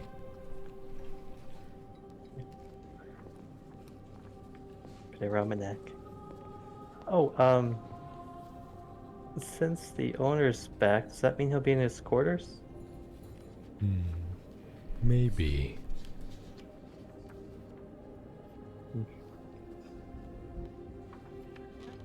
And try not to think about anything dumb, and Michigan say, we still have the mind links. I'm gonna go find.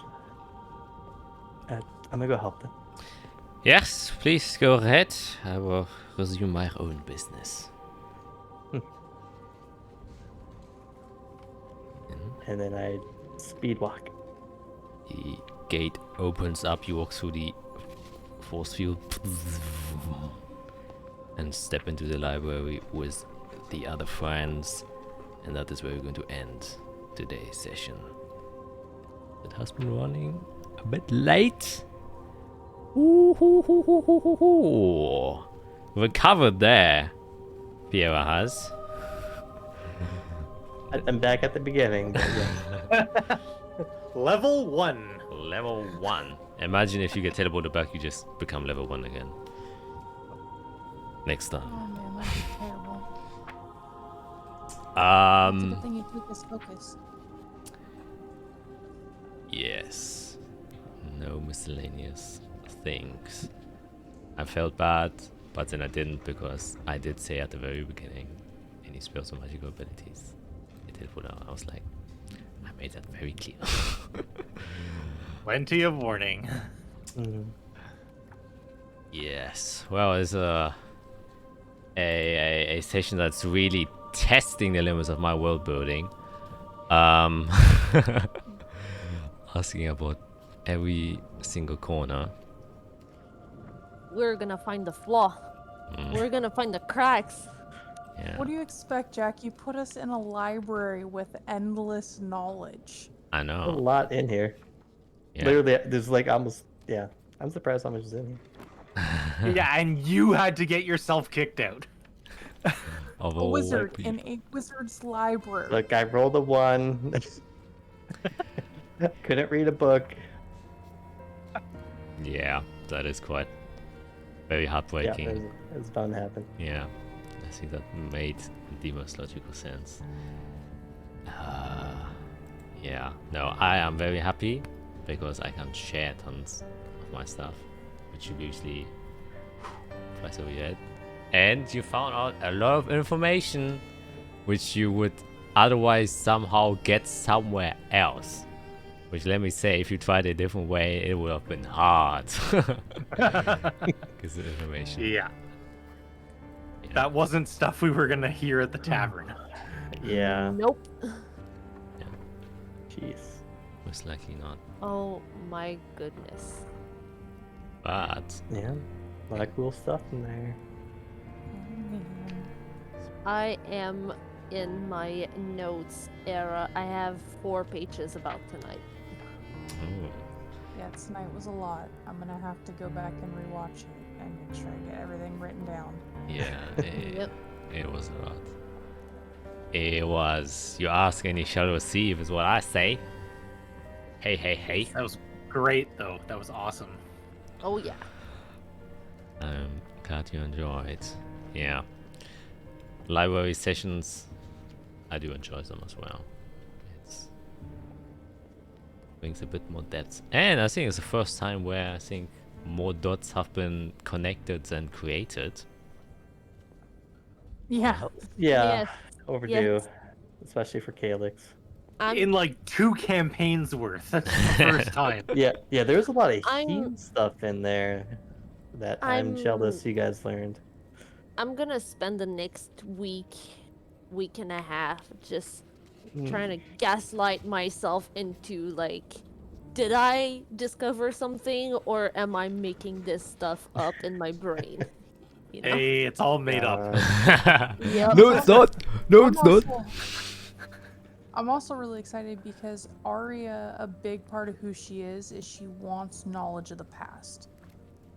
And being Yeah. able to find things that are relevant that could help was like super exciting for me being able to play her and bring that forward. Oh yeah, last session with the Mhm. statue and everything, like the thing with Isorel's necklace that made it so that I could see something, but you guys couldn't. That Like was pretty cool. my nerd brain just imploded, and for a minute I was like, I'm Isorel, and I'm like, ah, yeah, I'm ISOL. Ah. yeah, That should be a new gift. yep. Yeah, I'm excited what we do next. Well, do we go directly there to where he was born or whatever? What do we do about Israel's dad? Because we probably have the means to cure him. I mean, Isorel cares about him, but Skit doesn't.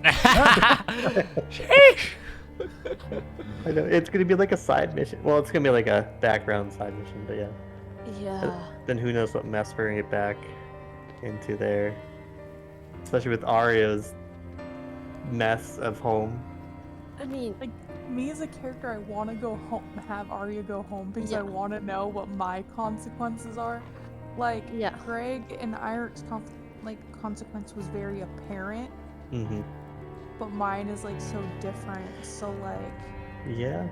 I Yep. was a person that's playing Arya wants her to go home to see it because it doesn't feel like I lost anything in a way. Yeah, that's true. yeah. But at the same time, I'm like, this could be a very terrible idea. Yeah. I mean, Well- it's just gonna be like politics, basically, right? Yeah, And and family. I mean, Veltrax told Arya not to go. Told Isorel not to go home. Yeah. So she's taking that warning very seriously. Although she would prefer being at her parents' side, she's like, if Veltrax tells me not to go home, I'm not going home. Like, I like- listened to that man. And like, Arya's like, if I go home, my parents, my mom does trade stuff. So she might be able to help me know how to get there safely. But I'm like, but is she gonna know who I am? Yep. Yeah, transportation is kind of a big question. We I was just planning need to work on that today, but we just need a few more levels. Just And I tracking can- it foot, like campaign 1. yeah. We need a few more levels, and I'll God. be able to transport us. Be a tree. A couple Yeah. more. I don't want to go by horse. Or boat, really. Boat would be slow too. It would be awful. Let's not go on a boat. Boats are Nope, dangerous nope, for us. nope. We learned Nope, boats are nope. not our friend. Boats are bad. I Yep. mean, yeah. You're far from the ocean. You could technically try to use the river stream. But Look, I'll think about something. That'll be my job. Think about how we can move without going on boat or foot. yeah, We need Arya purchase. might know. We need to purchase a cart with No. horses. No. With all the traveling Arya's done, she might know how. I mean, one of you has a solution, and they're called wheelies. So get with the Yep. times. Yes, it's true. Just make us all roller skates. Yeah. Man. Or skateboards. No one asked. I don't want roller skates. Yeah, you want- do. I want a staff. Yeah, you should make me a staff. Yeah, a lot. Yep. 8 days of travel if you were to go by foot. And that's Oh. assuming nothing happens during that time. Probably gonna be a high storm. Probably gonna be demons. Mm-hmm. And you're crossing through one of the capital cities as well. I have to hide them from the lichness. Yeah, a Hmm. lot to worry Yes. about. Gonna be fun. Yeah, the next avenue certainly is open. Oh, Oh. my god. I just wanted to say goodbye, but it seems like someone was Bye-bye. faster than me. I'm going to the 3 people. Oh, and now she's back. Exactly when I switch. I'm so glad that happened after our session. Oh, yeah, we didn't have any problems. Look at that. Yeah, which I was super worried because Because Discord just yeah, like right before we started, or you came into the Discord, my internet for some reason just kind of clicked out, like blacked out for before. I was like, what? Like, oh shit, what the fuck's going on? But it came back on. I was like, oh, whew, okay. Yeah, my pink's down too. at the end, Roll20 gave me a thing that said I lost connection. Anything will be done when I go back online. And I was like, but everything else is working fine. Like, what's happening? Yeah. And then I just got kicked out of Discord. Oh, okay. Wow. Let's, I guess, say bye to the viewers, of course. Hopefully I'll be able to, or have enough time to edit this video and put it out. You will see if there's a video and you're watching this right now.